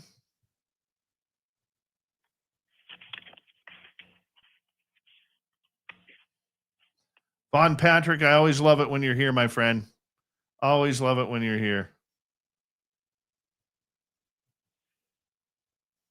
Your home internet is offline due to an outage being fixed in your area. Well, that's nice. Any timeline? I'm looking at the outage details now. Estimated time is after your show is off the air. Oh, nice. Nice. Well, they could have forewarned us. Jerks. I don't have enough bandwidth to do it on my phone. That's fine. We'll just continue with the phone call, Bob. It still works. It was a crash at exactly the time I left, which was 1:03 a.m., and it won't be back until after 3 a.m., so you'll be off the air. Right. Well, Mikey, thank you for that great super chat. Greatly appreciate it. I got the neatest sound box microphone set with all sorts of features and noises, etc. I can't wait to get it on the air and go back on YouTube. That'll sound sexy. Oh man, cheers and other nasty noises and other things. Reverb effects, all sorts of stuff. It's really slick and really cheap. I can hold on, let me just try something here. Hold on. I can now do sound effects on my board here. That's not the one I want. Let's go here. So that way I sound different. Yep. Hold on, there's a good one here. I can sound like an elf or a gnome. Imagine that. Speak away, Science Bob. You can sound like me too.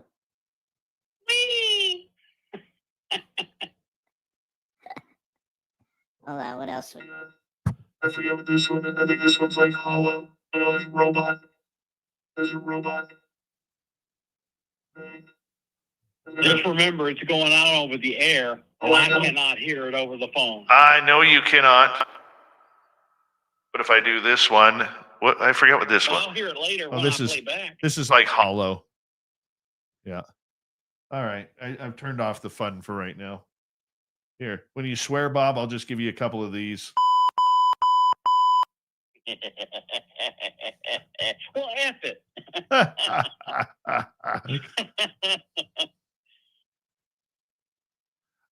No, J Truth Seeker. It's in my mixing board that does it. All right.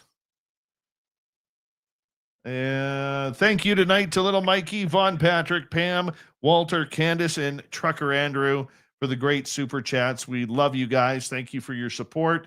And we're going to get going here in about 5 seconds, Bobbert. Hi, Blue Sky. How you doing?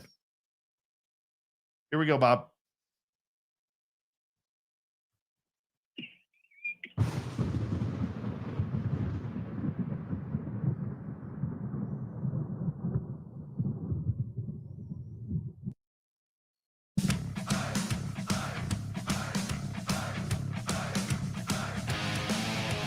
We're into the second half of Spaced Out Radio tonight. My name is Dave Scott. Thank you very much for tuning us on in as we continue on with our year in review in ufology with Dr. Bob McGwier on Science Bob and Friends. Before we bring Bob back on, we want to remind all of you that if you missed most of this show or others, check out our free archives. They're on YouTube or any major podcast network. Once again, they're always free. Our website, spacedoutradio.com. We have a plethora of features for you. Rock out to Bumblefoot, read the Newswire, check out our swag as well. Follow us on X at Spaced Out Radio, Instagram at Spaced Out Radio Show, and on Patreon in the Space Travelers Club. Here we go, Dr. Bob McGwier. We call him Science Bob around these parts. He comes in to talk about all things UFO, and Bob, we love having you here. Well, I'm happy to be with you, Dave. I'm sorry I have the internet outage, but we seem to be doing okay on the phone. We're going to be doing this just fine. And right before the break, we were talking about whistleblowers. So this year, we learned names like Jeffrey Nuccitelli, Chief Alejandro Wiggins, Joel Spielberger, and of course, Dylan Borland, who we talked about earlier on in the show. So just your... And Matthew Brown. And Matthew Brown as well. Absolutely. Your thoughts on these former military people coming on out talking about this subject? I think it's great. I mean, these people served our country. They served us faithfully. They had honorable discharges. I trust every word they say. Is it worth, though, for them to come out, or whistleblowers in general, to come out anymore? I do not personally think so. How come? But that's just one person's opinion. Why do you state that? Because we're not moving the ball forward by them doing it, and they are subjecting themselves to ridicule. If it helps them feel better, that's great. If it harms them and their families, I think they shouldn't, because it's not moving the ball forward. What would move the ball forward? Real evidence. Some real evidence. And we have real evidence that can be released because it does not reveal any current capabilities, because these are videos and photos that are high quality that were taken 50 years ago. What would you like to see released? If you had control, what would you ask for? I'd ask for a camera to be taken into a place with a craft that's hovering off the ground and told about the non-human intelligences we know about.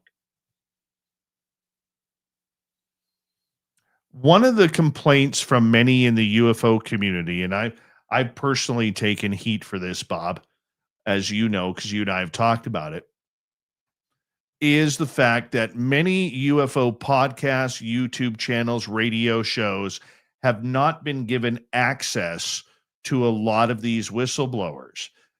I turn this into a little bit of a caveat, not trying to whine or complain here, but there is a movement out there that is keeping these people from talking publicly. except for maybe a select handful. It's like they are trying to control the narrative on who they could speak to and who they can't. You're on the inside with a lot of this. You've heard of this happening before. What is your thoughts on these people coming out and then not having the ability to talk publicly about this? Well, so all this is all. Look, so what happens is these groups that are trying to control disclosure, they're providing these people with their lawyers. They're paying the money for them, and so they're beholden to them.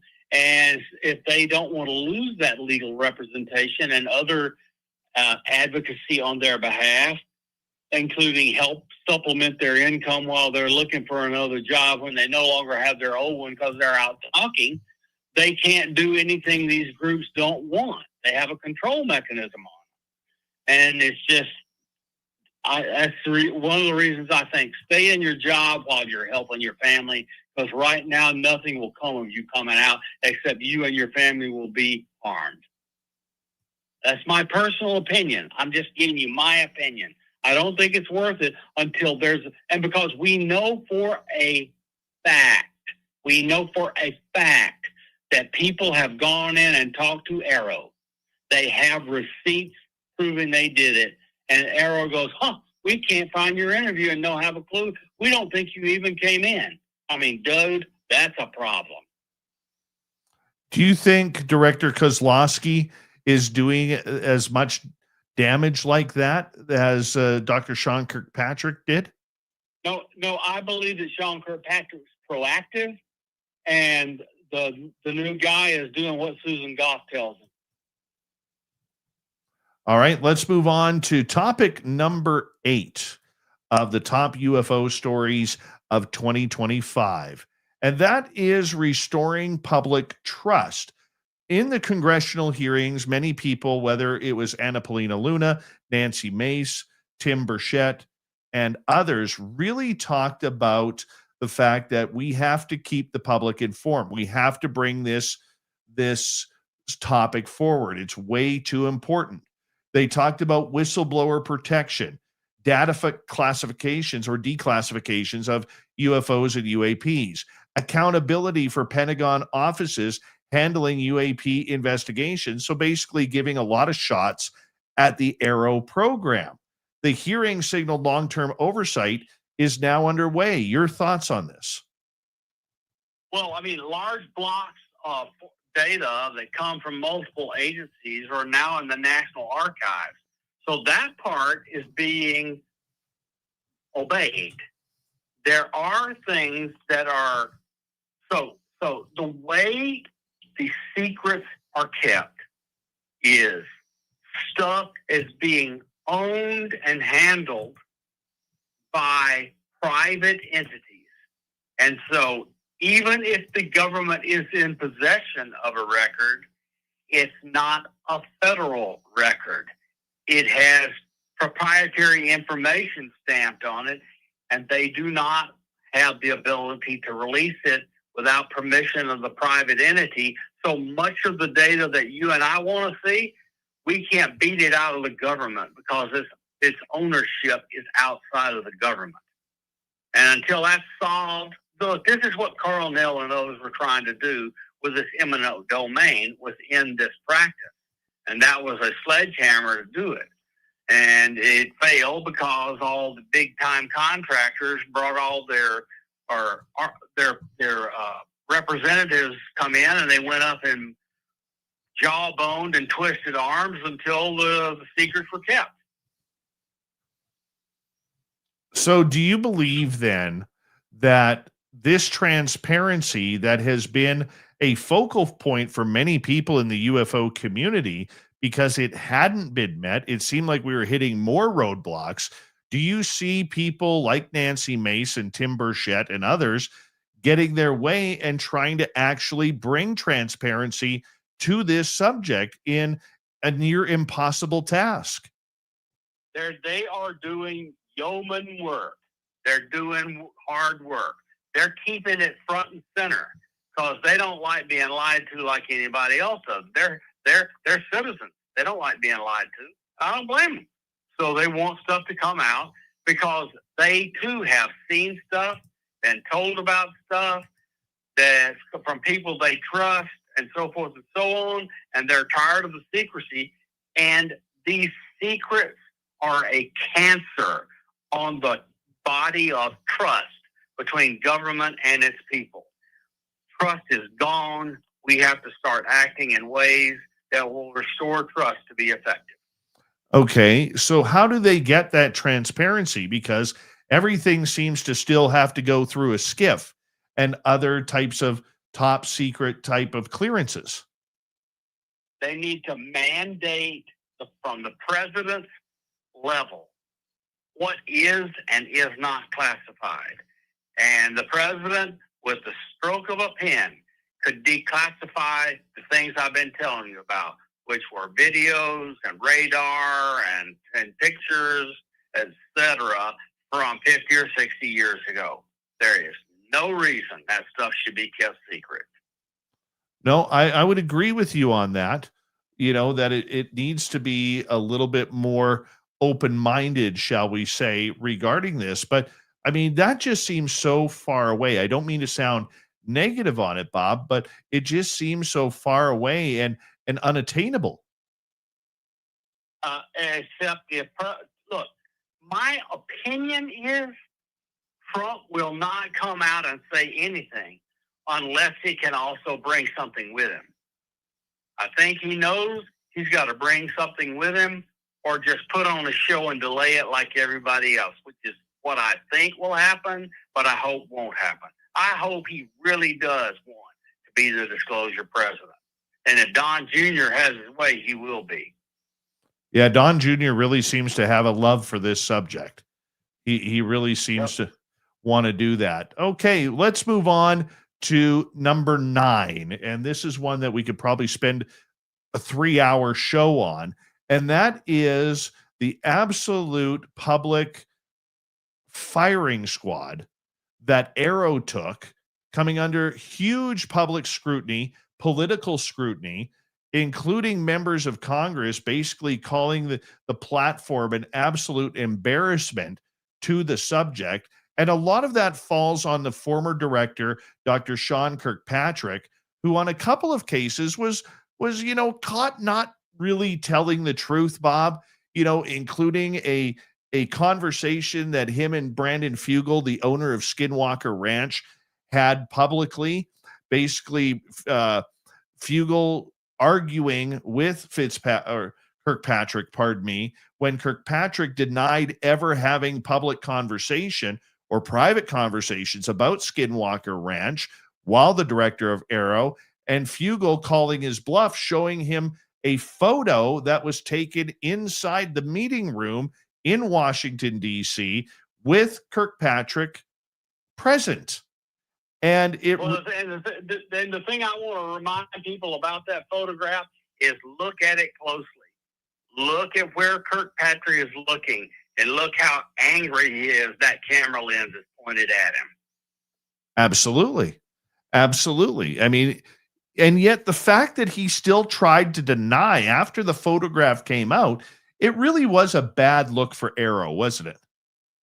It was a bad look for Arrow, but worse look for Arrow is Gillibrand and Joni Ernst sitting in the Senate and him sitting there testifying and lying to their face. That has to be devastating. Go into detail about that. Arrow has lost trust with Congress, and Tim Phillips didn't help. Go into detail about what happened there with Gillibrand. Kirkpatrick was asked questions, and he misrepresented things that we knew were different. He just flat told her and Senator Ernst, lies. He lied. How does he still have a job? He was what his deal was in the cooks and in the books before he ever took this job, and that he's now working for a private entity which is operated by Patel, for the Department of Energy in Oak Ridge. Oak Ridge National Labs is a private corporation operated by another private corporation on behalf of the Department of Energy. So he's not a government employee now. But could he have not gone or been accused or been taken to court for perjuring himself? Yeah, but I got to tell you what. Yes, theoretically, yes, it's almost never done. I get you there. I get you there. But it seems to have lost a lot of trust under, because of the shift from Dr. Sean Kirkpatrick to Dr. John Kozlowski, who is the new head of Aero, said to be quite the mathematician, very smart gentleman when it comes to engineering and science and physics and mathematics. I mean, what do you know about John Kozlowski, and how does he rebuild Aero, or can he? Until they are allowed to make different and so they're clearing cases. They're definitely clearing cases. The only ones they put out there are the cases they clear and call them prosaic. Until they have what they call ironclad evidence of the unknown, they will never bring those out because they're unknown. In other words, they have predetermined the perfect filter. They can't put anything out that they cannot explain. So the things that we know are anomalous will never come out from there. I'm just telling you, they putting low res kind of stuff out there, and even Mick West figured out one of them was an airplane, and I believe Mick West was right. I mean, it's just a damn joke. Do you think in the end we will see in 2026 maybe the demise of Aero and another group recreated? I mean, we've had, ATIP, we've had OSAP, we've had UAP TF, we have had numerous groups. I think there was, what was the other one? AOM SIG or something like that.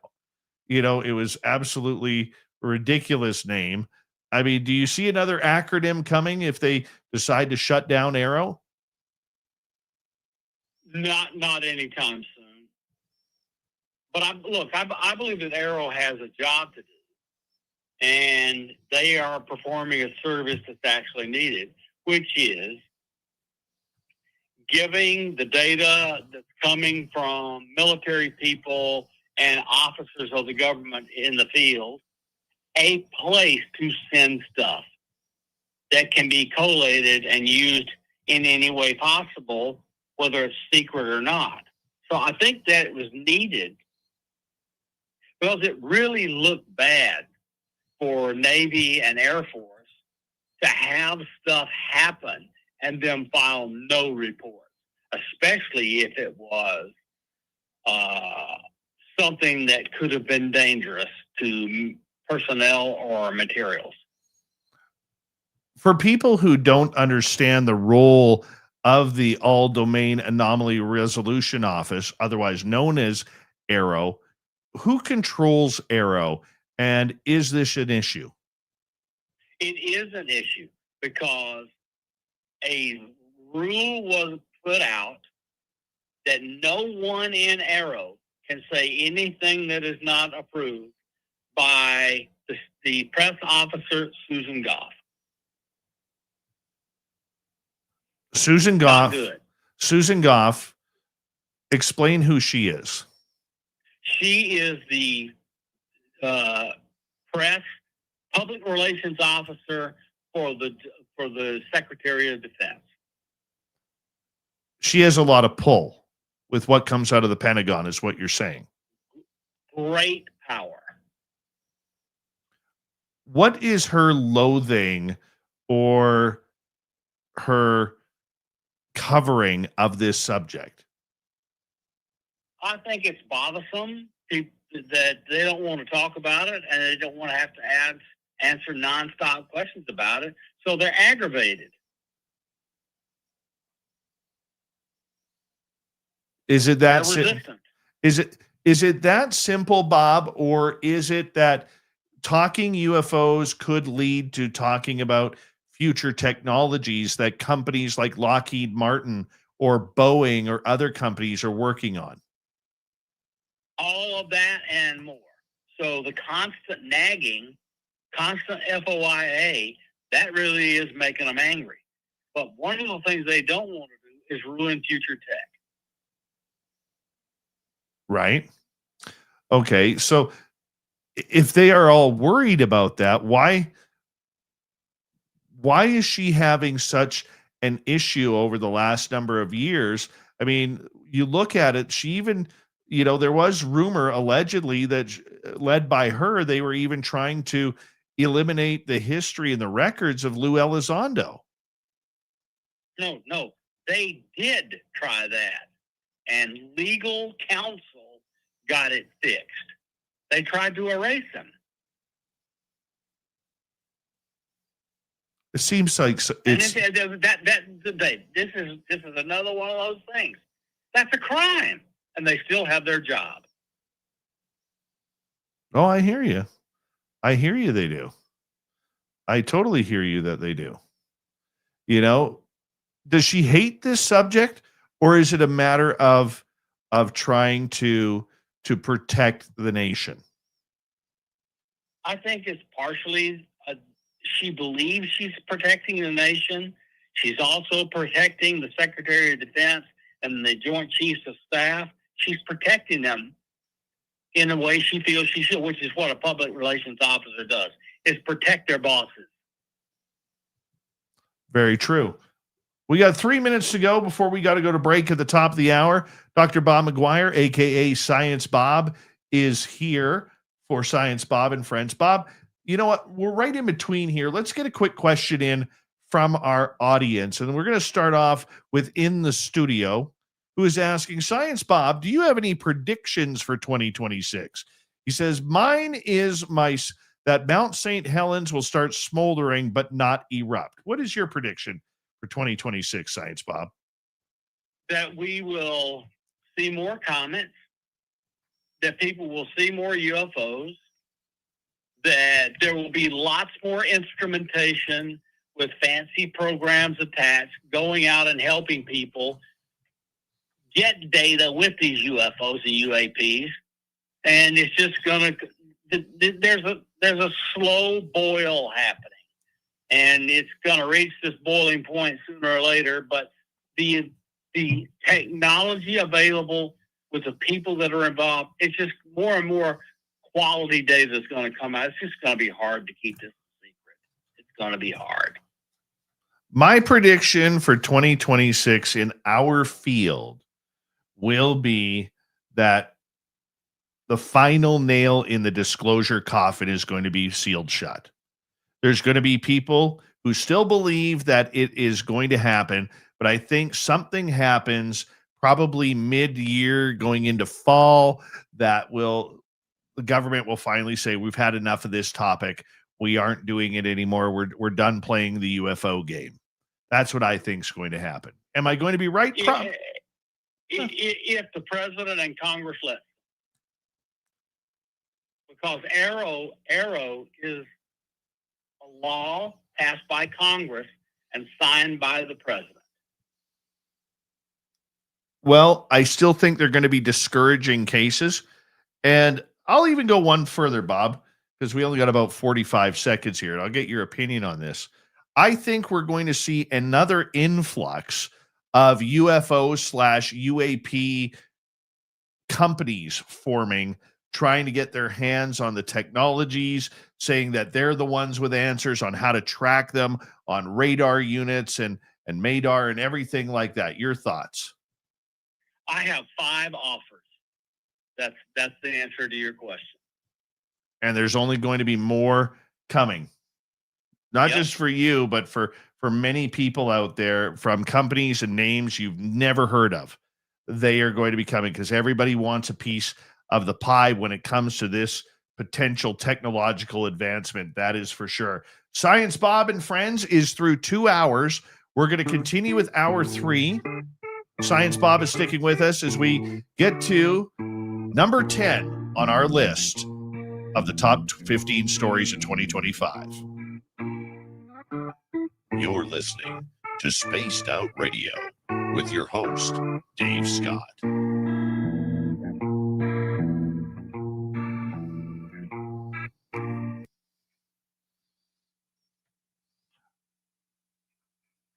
All right, Science Bob and I are going to take a quick break.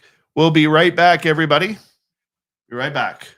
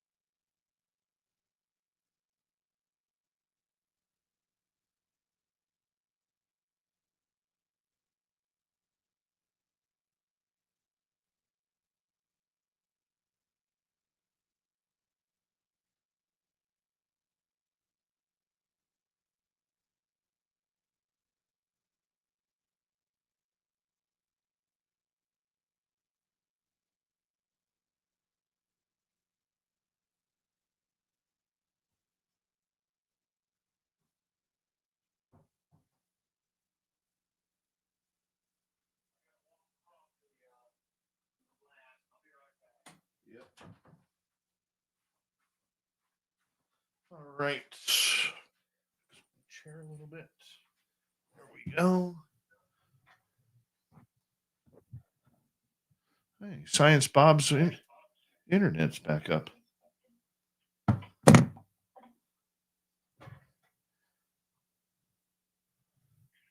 Hey, Science Bob. I'll be over there in a second. Looks like your internet's back up. You did. That's what I was telling you. Okay.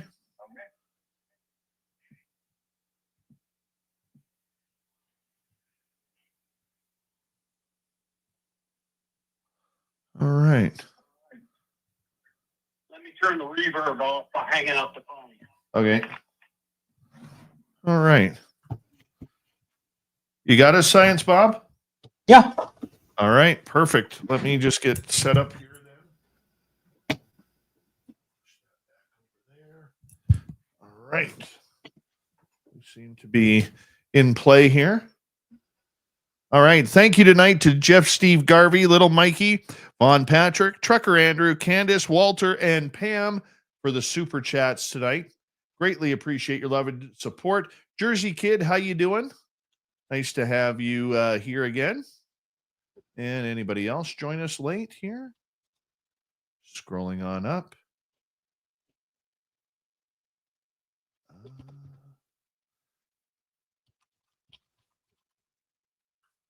Here we go.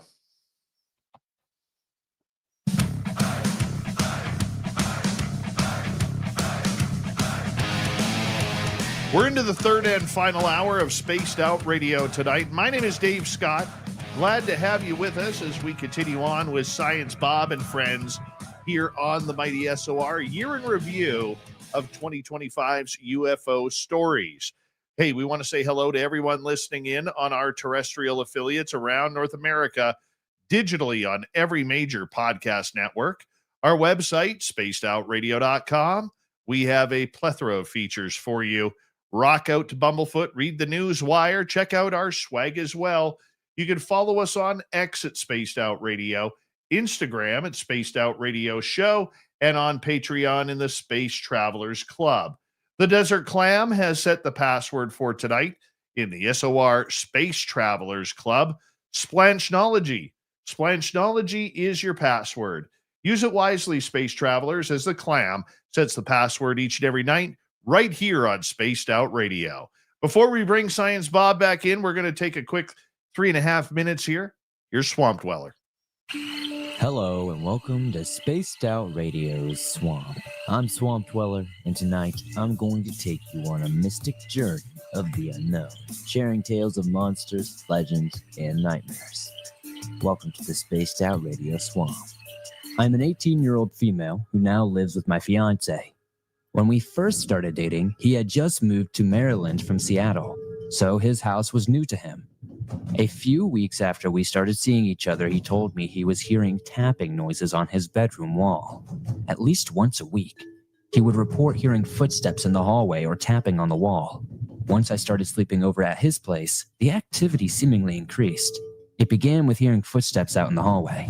Just to get an idea of how disturbing this is, the hallway outside his room is tile, and we would hear bare feet slapping on the tile when we knew no one else was in the house. Late one night, I went to the bathroom down the hall. I didn't bother to turn the hall light on, so I didn't find it strange when I saw a large black shadow in front of the laundry room. I assumed that it was just the drying rack and paid no attention. About an hour later, I went to the bathroom again, only to see that the shadow was gone. I asked my fiancé if he had gotten up to move the drying rack, to which he looked confused and asked, "What drying rack?"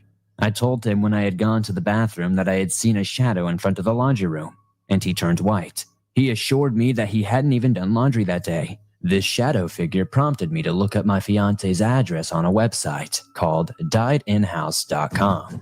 This search revealed that a man had died in the house in 2010, who I will just call Robert, to protect his family's privacy. So as a joke, whenever something would bump in the night, we began to call out, "Robert, knock it off." However, whatever was in the house did not like being called Robert, because the activity started to get scary after we began to use his name. Instead of quiet footsteps, we heard running down the stairs to our bedroom. Doors to closets started to open, lights would turn themselves on and off, and my fiance's dogs began to growl at night.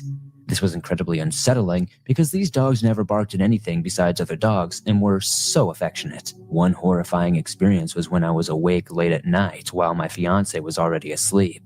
The hall light was on and was shining underneath the door. I heard the footsteps coming down the stairs, and to my horror, I also saw two shadows appear underneath the door as if someone was standing in front of it. The shadow eventually moved away just before the hall light clicked off by itself. The breaking point came one night when I was staying at my own house, and my fiance and I had fallen asleep on FaceTime. Around 3 a.m, a horrible screeching or growling sound woke me up. This sound was so loud it hurt my ears. I thought it was my speaker next to my bed malfunctioning, so I ripped the power cord out. However, it didn't stop, and then I realized it was coming from my phone, which was still on FaceTime.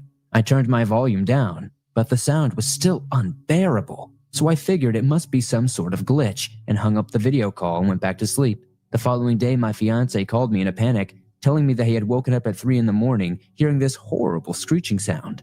Only he couldn't move. It was like he was stuck in some sort of sleep paralysis. He heard the ding of the FaceTime call ending while the screeching continued. He said it was so loud it felt like it was inside his skull. While in his sleep paralysis, he saw hooded figures around his room whispering. I felt sick and told him the sound had woken me up too, but I was incredibly freaked out since it continued in his room even after I ended the call. After this incident, my fiance and his mother saged the entire house. After the sage, the activity came to a screeching halt. Now, we occasionally hear footsteps, but nothing nearly as terrifying as before. We are about to move to a new house, and I just hope there aren't any evil spirits in this house that we will have to deal with.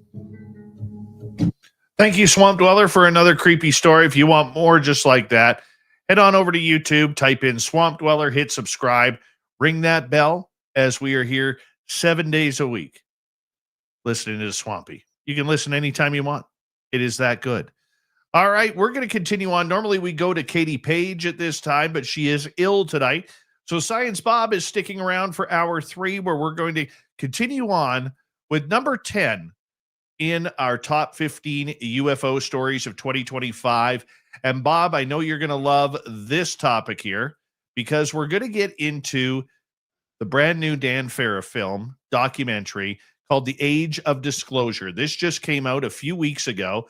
34 insiders coming out recorded saying that the United States is in possession of crash retrievals, non-human biological materials, decades of compartmentalized secrecy, and of course, presidential knowledge dating back to George Bush Sr. Your thoughts on all of this?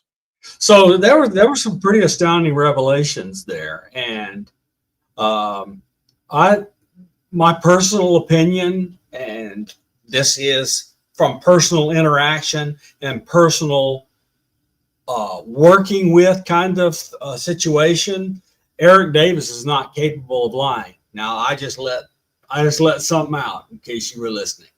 So, and he's not capable of lying. And he said that George Herbert Walker Bush told him about the non-human intelligence and the crash retrieval programs. That was a major revelation. And my opinion is he's such a squeaky clean guy that had to have gotten Dopser approval or he wouldn't have said it. So that was major. And how long and deeply involved in the controlling character that Jay Stratton turned out to be, that was revelatory. And the thing that I think the man in the street saw that maybe some of us didn't see because we're too near it and we knew these people, think about how many senior level people from U.S. government, big time people, came out and talked in that program. That had a bigger impact on the American people than I thought it would. And so overall, you and I wanted to see craft and bodies, but the American people got to see something they haven't seen before, and that's high-ranking people telling them this stuff is real and we need to do something. a lot of people in the UFO community have been supporting this, saying that even though there isn't real revelations in the subject, that there is a lot of great information from people. But one complaint about this video from those who are looking at it say there's not a lot of evidence. It's a lot of voices telling us what we already know, that the United States government is harboring alien craft, that they are harboring alien bodies. You use whatever terminology you want, NHI or UAP or whatever you want. Did this movie push the ball forward a little bit? My opinion is it did. Even though I know a lot, I felt it moved, and I gave you some things that I was surprised came out. So I was looking for things that would move the public, given I knew practically everything that was in it. That moved, and they got to see really neat people. And the crowd that came out with me in Washington, where Tim Gaudet was the master of ceremonies since he was in it, that was all positive. And look, I felt overall it was worth the effort that went into it. And you could tell that he was determined to mostly take seniors, because people that you and I know who have played a significant role were flown to wherever, California, I think it was, and interviewed for hours and days, and they wound up on the cutting room floor. So Farrah put in an amazing amount of effort, and it's well edited and presented, and I think it's just overall positive. I think it's moved Congress as much as it has anyone. Maybe the president even. I think it moved Congress and the president. Let's see where that goes. Now, for the record, I have not seen it yet because it hasn't been released yet on Amazon Canada, where I am. One of the things that I have heard from people is, you know what? We have to get out of this idea that we're still introducing people to the subject. And I think it's wonderful that these 34 people came out and talked about this subject. Okay. I think it's absolutely wonderful that we've had that. Okay. I think anytime we have something that's bringing positivity to the fact that we're not all a bunch of tinfoil conspiracy theorists is a good thing. However, at some point, to use an example here, if you're building Lego, you have to be able to get past the first row. And we seem to continually focus on the first row, including still the Nimitz encounter videos, okay, with Gimbal, Go Fast, and Tic Tac. At some point, we have to be able to take that second step, Bob. And I don't think we have yet, because we're still worried about introducing this subject to people. Well, so this is why I've worked really hard. I went, why is this not making movement in the public? And the reason it's not making movement in the public is the appeal that people are making to have disclosure is not what the public wants. It's what these people that are in leadership roles, political roles, military roles, where they're patriots, et cetera, and so forth. They're appealing to those kinds of sentiments. So I am a long-term, 50-year believer in and adherent to the psychologist Abraham Maslow, who determined that human behavior was in large part controlled by what's called Abraham Maslow's hierarchy of needs, where down at the base, there's survival needs, food, water, shelter. And above that is with a nicer home or whatever. And all the way at the top, caring about patriotism and constitutionality. That's way at the top. You rarely get above the bottom two rows if they aren't met. And so people in this country and world are worried about their lives. Down on the bottom two levels of Abraham Maslow's hierarchy of needs. If disclosure can do something for them, then they will get motivated. And that's the reason I keep harping on release the science and technology that would make everyone's lives better, not just the billionaires that want to keep soaking us for money. And so that is what's not being addressed, in my opinion, and what needs to be addressed. Do you think then, with the excitement coming off of the age of disclosure, that this is a precursor to what has been announced coming in June 2026, which is Steven Spielberg's new movie on the disclosure movement?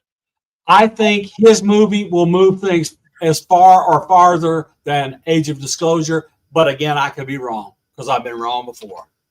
Well, if it's anything like Close Encounters of the Third Kind, I think it will have a lot of movement.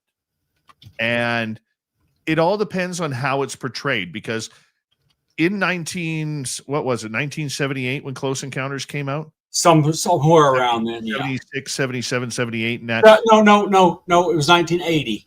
Was it 1980? Yeah, because I took my brand new son to see it in Providence, Rhode Island when I went to Brown in 1980. Well, let me just confirm this here. I could be wrong, but I think it was 1980. It came out in November 16th, 1977. Okay, I was wrong. Okay. So if this movie can have any sort of impact, like Close Encounters of the Third Kind by Spielberg, and we know he loves this subject, never mind that it's a moneymaker, but we know he loves this subject as well. Do you think that it will garner more interest in the disclosure movement? I hope so, but I don't know. I hope so, but I don't know. All right, let's move on to number 11 here on the top 15 stories of ufology in 2025.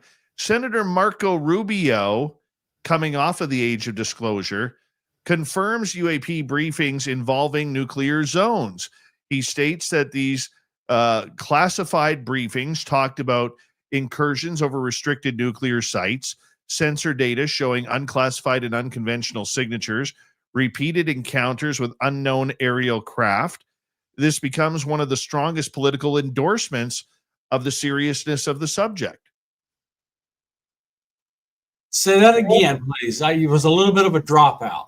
Okay. Marco Rubio coming out, confirming the briefings that they have had about nuclear zones, including nuclear sites of UFO incursions, that these classified briefings had talked about unclassified, unconventional signatures, repeated encounters with unknown aerial craft. So all of those things are, Mark Rubio can move the dime, but I don't like what I'm hearing in the interviews he's done in the last few days, which is him and hawing and backtracking a little bit. He claimed that Farah selectively edited his interviews, and Farah and others have disputed his statement. So that is troubling to me, especially since he's both National Security Advisor and Secretary of State. He's the most powerful person in the White House circles outside of Trump. He's more powerful than the vice president, because as a National Security Advisor, he can run all sorts of things all over the world at very high level. And so he's very, very powerful in that position. No one has been as powerful as Rubio is since Henry Kissinger had both those roles. So I'm just telling you, so I want him to be more proactive. And I'm hoping internally he is, because he made profound statements about what the government knew, who knew it, who was talking to him, and so forth. And he didn't hold back. Now he seems to be holding back. So on Rubio, I'm a let me wait and see before I say much more. But isn't that the case, Bob, with a lot of these politicians talking tough right before something happens and then always backtracking? I mean, I recall Senator Gillibrand doing the exact same thing, where she was talking tough that we're going to bring disclosure forward. We got a movement that we have to go to here and push forward. We're being lied to by the military and the alphabet agencies, and this isn't good for the American public. And then after the hearing, she just kind of seemed to side with everything that was being said, that all of a sudden there was really nothing that was found in that first hearing, so on and so forth. I mean, it was a little disappointing. Yeah, well, I'm with you. It's just this, we got to hope, and that's what we can do, is we can hope. And I'm hopeful, but I am not sanguine that it's going to go anywhere, but I'm hopeful. All right. We got about 3 minutes before we have to go to break. At the bottom of the hour, Science Bob is here with the top UFO stories of 2025. And Bob, we're going to take an audience question here. This one coming from Jerence Carter, who is asking, what's the point of SETI if the government is covering up UFO information? Oh, well, that's yes. And my answer, which I sent there, but let me repeat it here. So, because maybe you didn't see it or others will care. SETI is not a government organization. It is a private entity. It is a foundation and an institute. It is privately funded by donors, most of them wealthy, and it gets $0 from the government, because Senator William Proxmire, way back when he gave out the Golden Fleece Awards, killed the internal SETI program and prohibited it from ever being put back in the budget. And so far that has been the law of the land. So that SETI Institute is completely privately funded. It is not costing the taxpayers anything. Yeah, let's sneak in one more question here. Let's go to Bad Cop here. Bob, why isn't your input to Skywatcher being utilized anymore? Did they implement any of your insightful recommendations? I don't know. The answer to that is I don't know. So just let me tell you, the response that I have had is to do those things I knew I could do, but to do them for everyone. So on my social media pages, people can see that I have been uploading a steady stream of code packages that are going to be utilized for people, by anyone, to be able to look at the sky and say, that's an airplane, that's not a UFO. Or that's a satellite that's being illuminated by the sun, that's not a UFO. Or it's an astronomical event like Venus or a comet or whatever, that's not a UFO. So I've been doing, and if people look at the code, they can see it's exceedingly complex. And it's done in a presentation where basically after you get it on a little tiny Raspberry Pi, anybody can use it because it talks to a web browser and you can see what's going on. So, and I'm giving that code away, Dave. I don't even want to think what I would get paid to do all that code.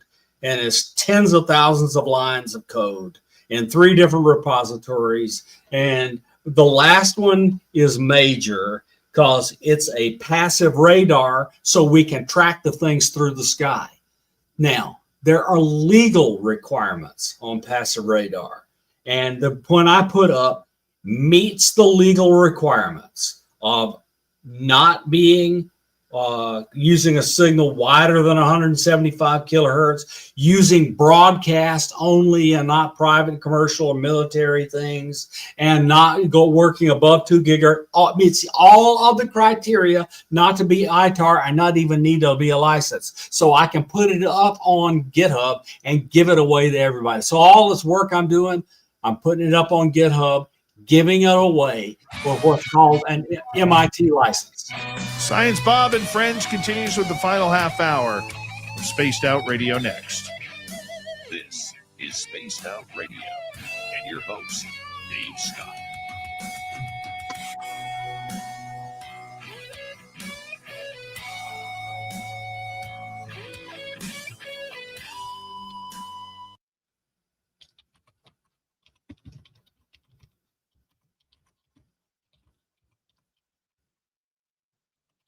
All right, Science Bob, we're clear. You did that well. What did I do well? To ask the tough question well.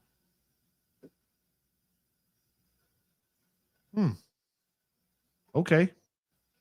Doing my job. I know. Hey, you're a reporter. I didn't mind it. Well, I appreciate that. And I told exactly the truth. I don't know what's going on, but I'm moving on. I know. Excuse me.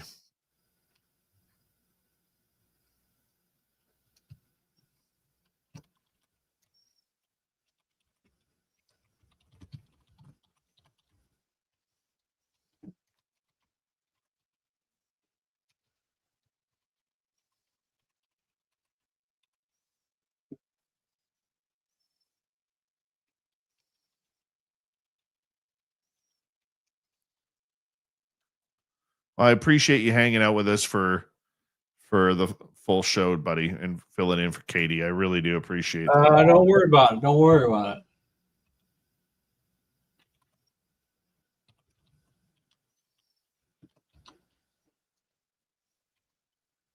How much snow do you have at home? It's melted. That was taken a couple of days ago. Yeah. Yeah, we had rain and it all melted.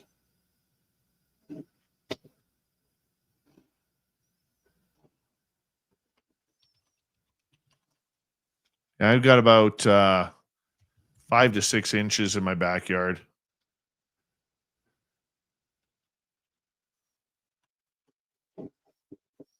Oh yeah. You would. You're colder and less light. Yeah, I believe it. And I wish we had a little more, but it is what it is. I like the seasons, Dave. I like them. Me too.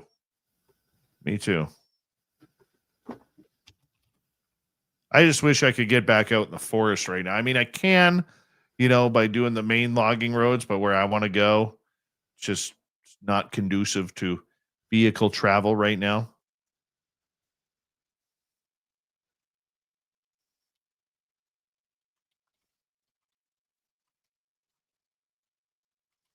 But if you come up for Caribou Con, Bobby, I'm coming. then that's going to be a good time. September 18th through 20th, cariboucon.com. That's CARIBOO con.com. Let me show you who the speakers are for this year. I ought to be one.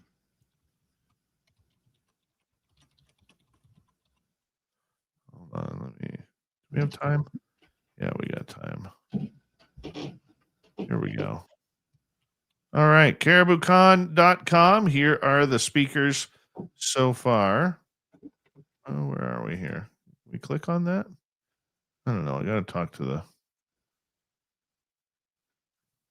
the Grant Cameron, Corrine, Leanne, and Kelly from the Beyond the Haunting television show. There's that guy, some radio guy, nice beard. Merle will be there. Samantha Mowat, Lee Strauss, R. Keith Andrews, B. Arthur, as in Brent Thomas from the Paranormal Portal, Paisley Town, numerologist, psychic reader, Christian McLeod from ACAPS, Courtney Marcassani, she's coming down from Alaska, Jacob Rice. There we go. That's a good list. Yes, it is. That's a very good list. Good mix of people there. Cryptids, paranormal, UFOs. Look at that list. Great list. Get your tickets now. VIP tickets. You gotta have somebody to talk seriously about Bigfoot. Yeah. Well, we're going to get into that a little bit. Good. On schedule. CaribouCon.com. Make sure you check it on out. Get your VIP tickets now. That's right, Benno. Pretty faces all over the place. Then Dave. That's true. I can't even deny that. Thank you tonight to Jeff, Steve, Garvey, Pam, Little Mikey, Walter, Von Patrick, Candace, and Trucker Andrew for the great super chats. Appreciate your love, everybody. Here we go in 5 seconds.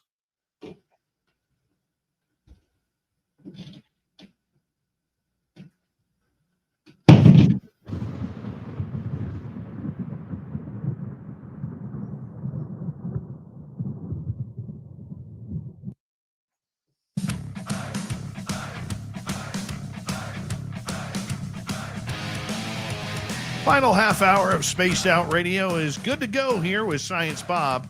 My name is Dave Scott. We appreciate you tuning us on in, wherever you are on this beautiful planet we call Earth. Reminder to all of you that if you missed most of this show or others, our archives are always free on YouTube or any major podcast network. Our website, spacedoutradio.com. We have a plethora of features for you.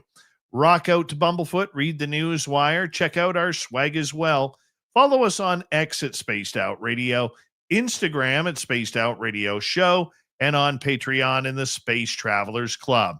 Here we go. Final time tonight. Science Bob and friends. The top stories of 2025 in the field of ufology. Science Bob, thank you so much for doing this. Happy to be here, my friend. All right. Let's go to another story here. Aviation safety boards issue UAP pilot reporting protocols. The FAA responds to a rise in pilot encounters by creating standardized cockpit reporting, studying near-miss incidents, working with NASA on anomaly situation models as UAPs officially enter the aviation domain. Your thoughts, Science Bob? Look, since Ryan Graves and those people started talking, the aviation stuff is just not being taken into account enough. And the FAA has nonstop records of things happening that, in fact, are dangerous to flight safety and passengers and personnel. And the stuff has to be taken care of. And they've had a policy of not putting that stuff out and throwing it in the trash. And now that's ended under the new regulations. Look, we need to take a look at all of this information from all of these different sources, give it to scientists in a usable form, and let them do science with it so we can figure out what's going on. Do you think then that there is a possibility of maybe pushing this subject a little too far with this group? Well, you can do that with most any of these groups. The answer is yes, but I hope there are enough control mechanisms internally and enough external advisors and thoughtful people that it won't go too far. Do you think, though, that many pilots are going to risk their careers on reporting this? That, I'm happy to say, has ended, in my opinion, in the United States. So I don't know about other countries, but I think in the United States, they're taking, you know, things are different. They're taking their cell phones out and taking pictures of UFOs, telling who they are and putting them on the internet. So things have changed. Is it where we need it to be, though? Because, I mean, you know, we do have the Dylan Borland situation, to bring that up once again, where he did the right thing. It's definitely not where we need to be. So there is one entity that is holding out, that's got to change their ways now. And that is the United States Air Force. And I say that because you remember the Navy's reporting stuff, they're seeing stuff, radar stuff, and so forth. And they see this stuff every day in the training range, say off Virginia coast. That's also a training range for the people at Langley Air Force Base, and they have much better radars and sensors than the Navy does, and they're reporting nothing. So let's see, one is blind and one isn't? Come on. They're just not reporting it, and they're required to by law now, and they're just not doing it. All right, let's move on to the next topic. Okay.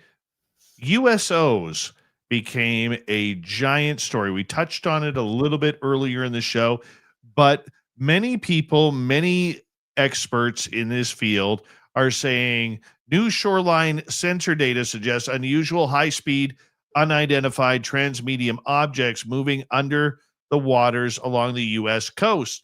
Defense analysts are warning that these objects outpace submarines. Many show no propulsion signatures. Some even ascend into the air and take off into space. Big story here, Bob. Big story, and no one is driving it more than Richard Dolan. So Richard Dolan is on with Bryce Zabel now and in many other places talking about his work. And man, has Richard done some work. He's got two volumes, I think it's 2 volumes of his 3 volumes of a book on USOs, hundreds of cases, lots of details, and people ought to jump into the USO stuff. And I really have an interest in trying to make some progress in aiding those who will take autonomous vehicles and record data on this stuff. Again, funding is the thing that's needed. But I think Tim Gallaudet is making an effort. I had one person tell me that he's like, I wouldn't even be looking for these in the sky. He goes, the ocean is where they allegedly are. And now there's word, Bob, that they may have figured out where some of these alleged bases are. Have you heard about that?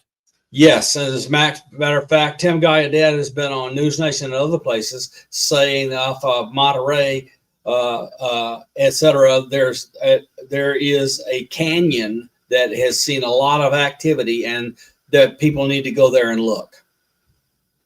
Yes, there's lots of places off the coast of California and along the geological formations where we should go send sensors and look. Why does all this seem to be happening on the West Coast and it seems so silent on the East Coast? It's not silent on the East Coast. It's just a different set of reporting going on.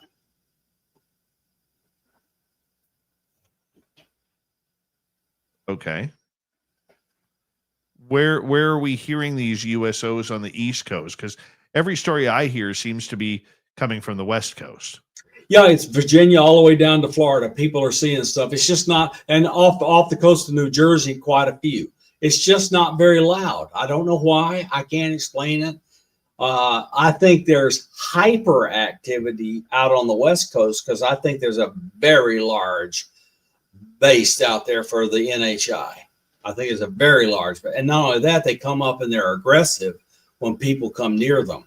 They don't do anything, but they make sure you see them. They are not shy out on the West Coast about showing up at night as a bright light underwater. They're not shy. It is very similar to the Hollywood movie, The Abyss. It is indeed. Don't you know that probably almost surely came because somebody knew something, his name being James Cameron. That movie still trips me out. I love that movie. Love it.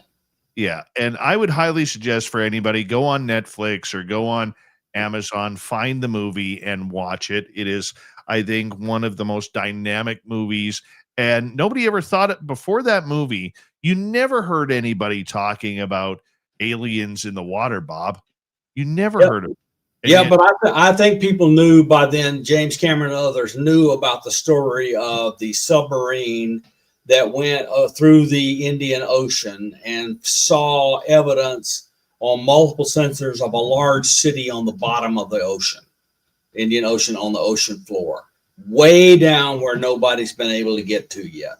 So I think he knew that and turned it into an excellent movie. I mean, maybe the ships were out in the Indian Ocean. Maybe that's why he put them there. Anyway, I think it's a great, and Ed Harris puts on a spectacular performance as Bud, and what's her name, Mastriani, puts on an excellent performance as the female scientist and engineer that builds the submerged station that they were working in. And it's just a great alien movie. It's fantastic.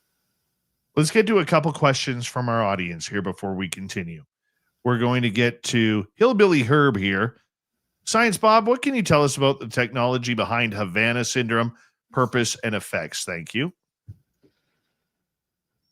I think that it is a directed energy weapon. My personal experience, which is I won't lie like my government does.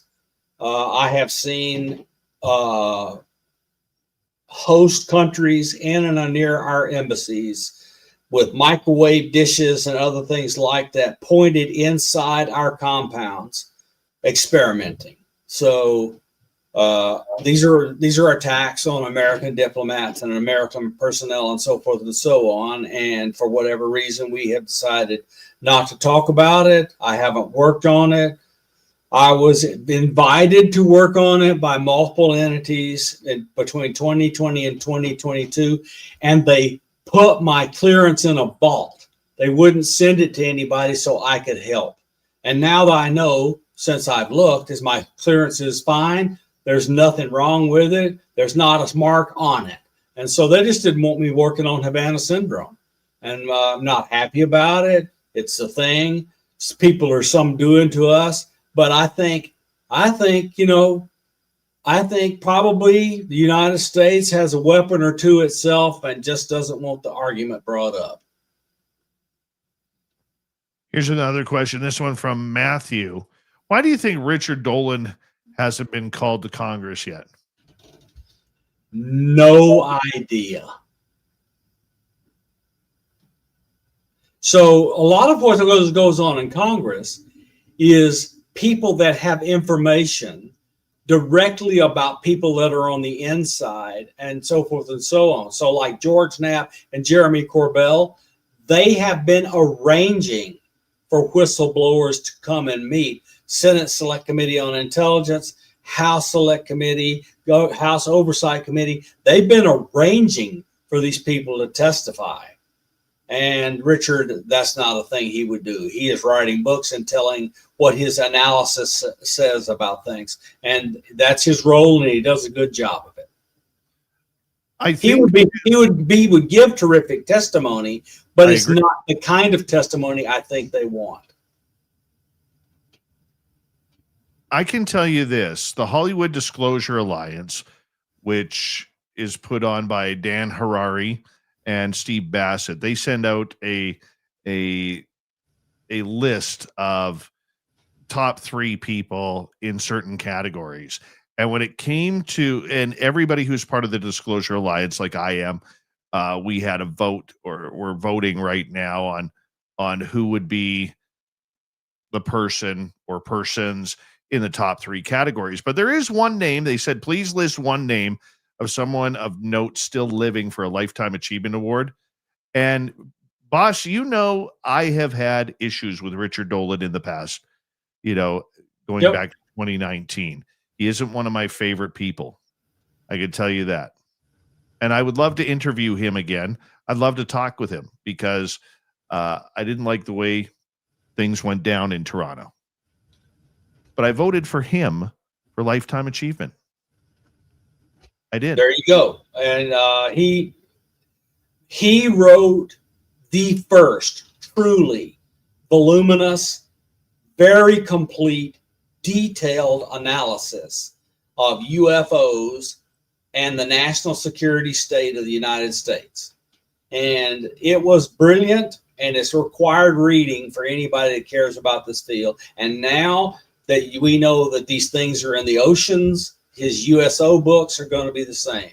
And Richard Dolan was the first person that I ever heard of in his monograph about it, talk about the secret space program that I now think is probably gathering evidence. Let's move on to another topic here in the top 15 stories of 2025. And we are at number 15 right now. Okay. So we could go a couple of different places here. You know, we really can. But sightings, Bob, are up. Right across the United States, right across North America, sightings and reports are up on UFOs.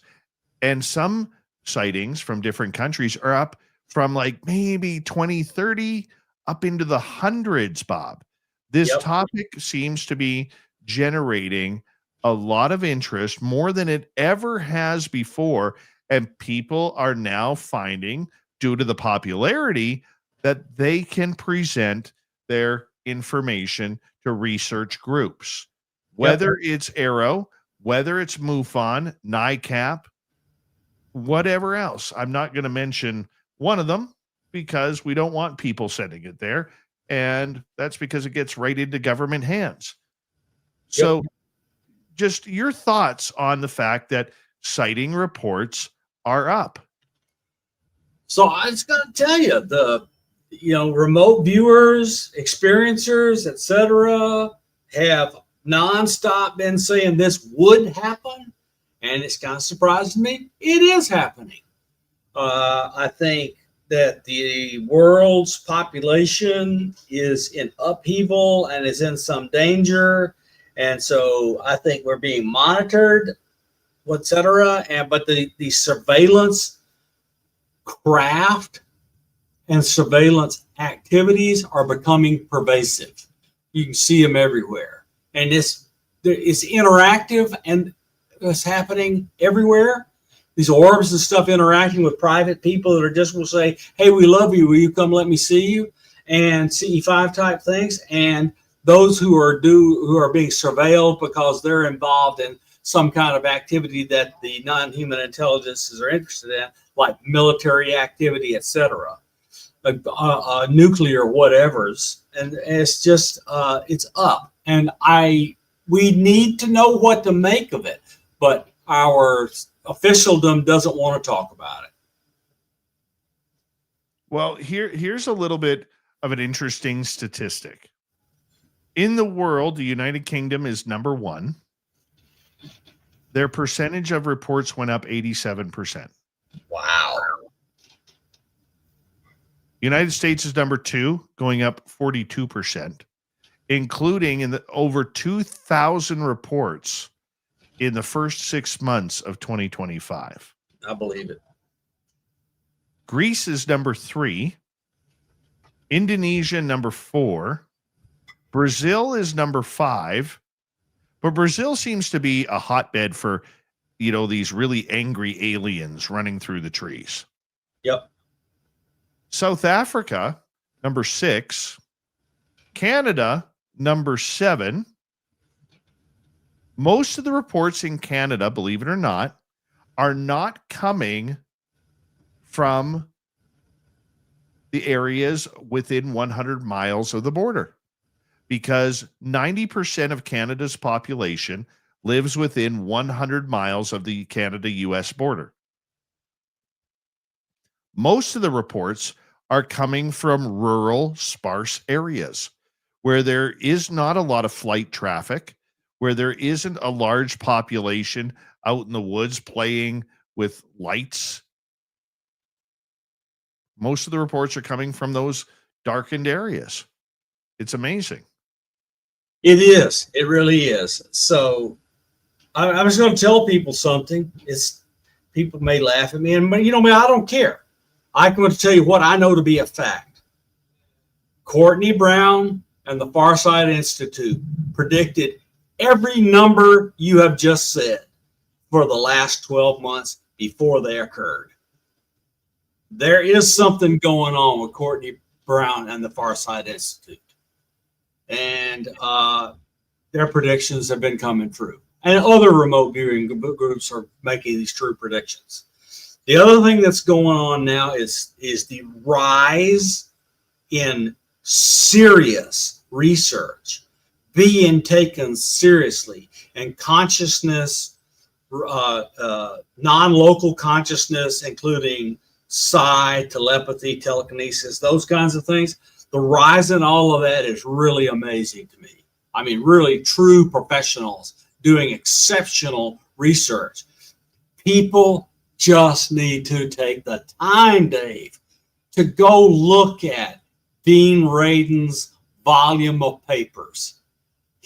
They're in the hundreds of peer-reviewed papers, first-rate scientific work, leaving zero doubt, Dave, zero doubt about psi and non-local consciousness. Very true. And it's just amazing how ignorant we are and don't pay attention. Rounding out the top 10 are Italy, Argentina, and France. Yep, I believe all of that. Yeah.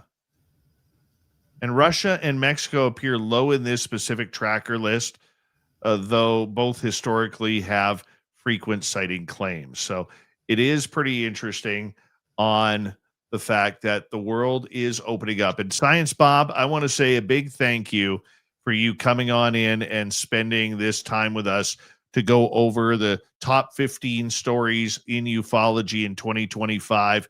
I really look forward to doing this all again with Science Bob and friends in 2026 as well. Thank you, my friend. Well, thank you, Dave. And you know, you're my brother and I love you and all that stuff. And I like doing this for the audience. I enjoy it. It keeps me up too late, but I don't care. Once a month, it doesn't hurt. And I wish to everyone a happy holidays. Be good to yourself, be good to your family, and be good to your friends. Reach out and hug someone, or reach out and help someone, because take a look around. The world's not a very happy place, and we need to do what we can to make it happier. That is very good advice. And Science Bob, I look forward to chatting with you before Christmas, and then, of course, into 2026. Science Bob and friends will continue next year, and hopefully we get a Science Bob sighting right here at SOR headquarters as we say hello to Mr. Ron Bumblefoot Thal. Rocking in the background with Little Brother is Watching. Bumblefoot is the official music of Spaced Out Radio, rocking us in and out of every single show. Get your horns up for the guitar god himself. Special thanks to everybody listening in at work, at home, in your cars, wherever you may be. Thank you to everyone in our chat rooms tonight. YouTube, Twitch, LGAB, Facebook, Spreaker, LinkedIn, the Space Travelers Club, and on X at hashtag Spaced Out Radio.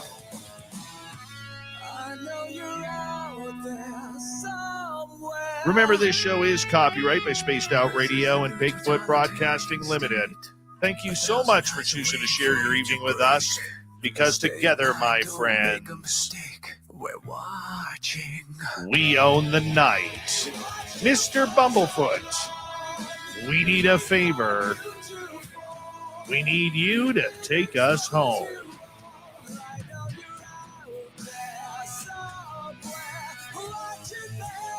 Yes, the Woo train has docked for the night, but soon, my friends, we shall ride again. Your seats are always available. Your tickets never expire. And if you want to bring a friend, we've got room for them too. Good night, everybody.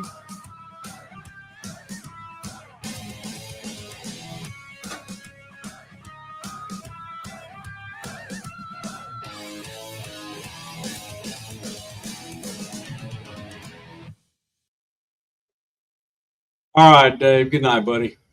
Yeah, thank you, Science Bob. Really appreciate you. Bring my cord out here.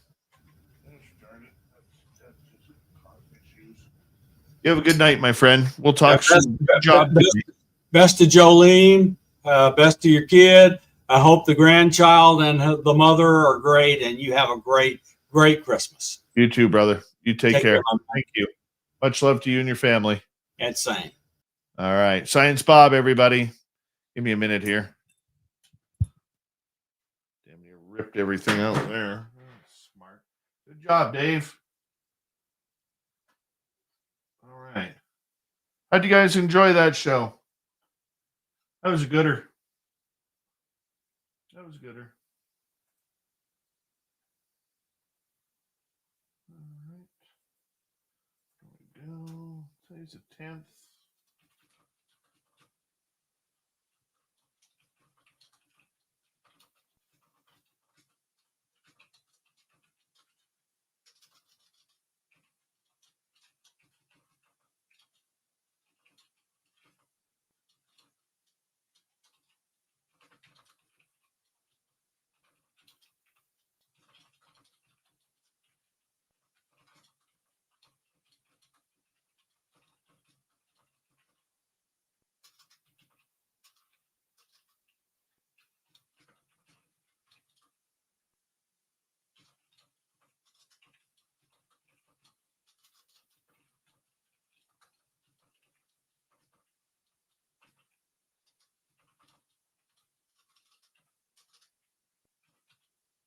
Oh my God. Can't type.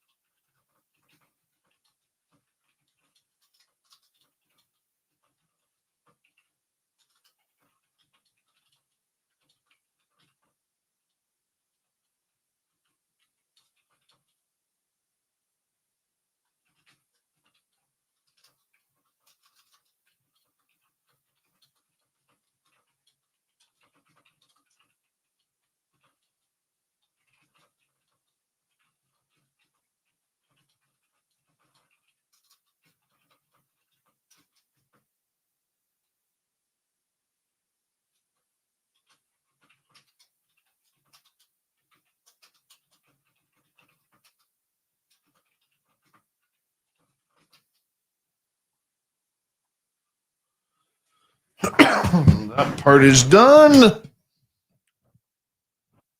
Thanks, Blue Cruise. Appreciate that.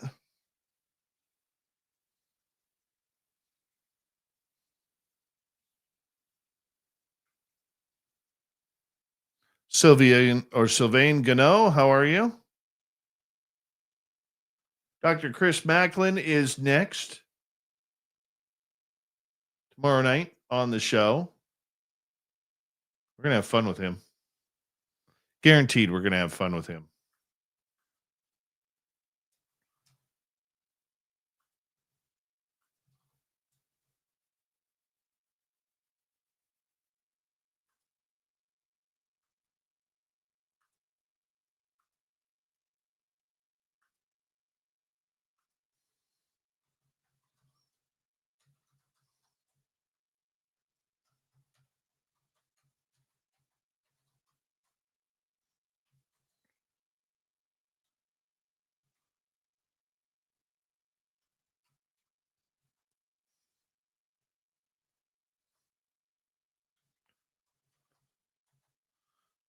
All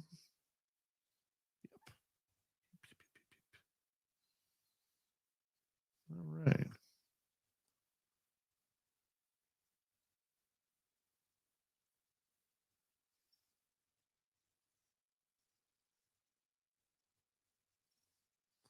Kevin M., good night. Thanks for listening. That was a fun show. Fun show.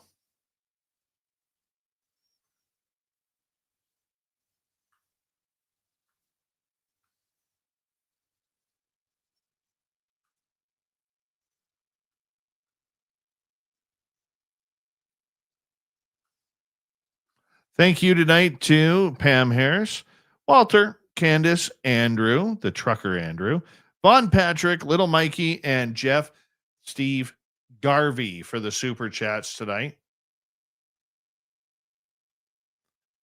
Going to be a great one. Gonna be a great one. And big thanks to all of you.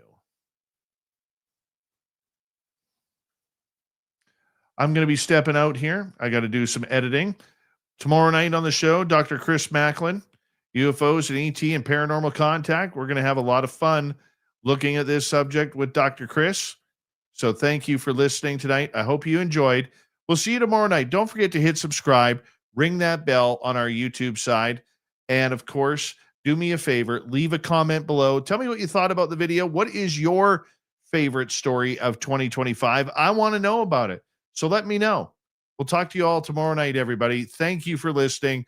And if you haven't yet, hit subscribe, ring that bell. We're always here. Take care.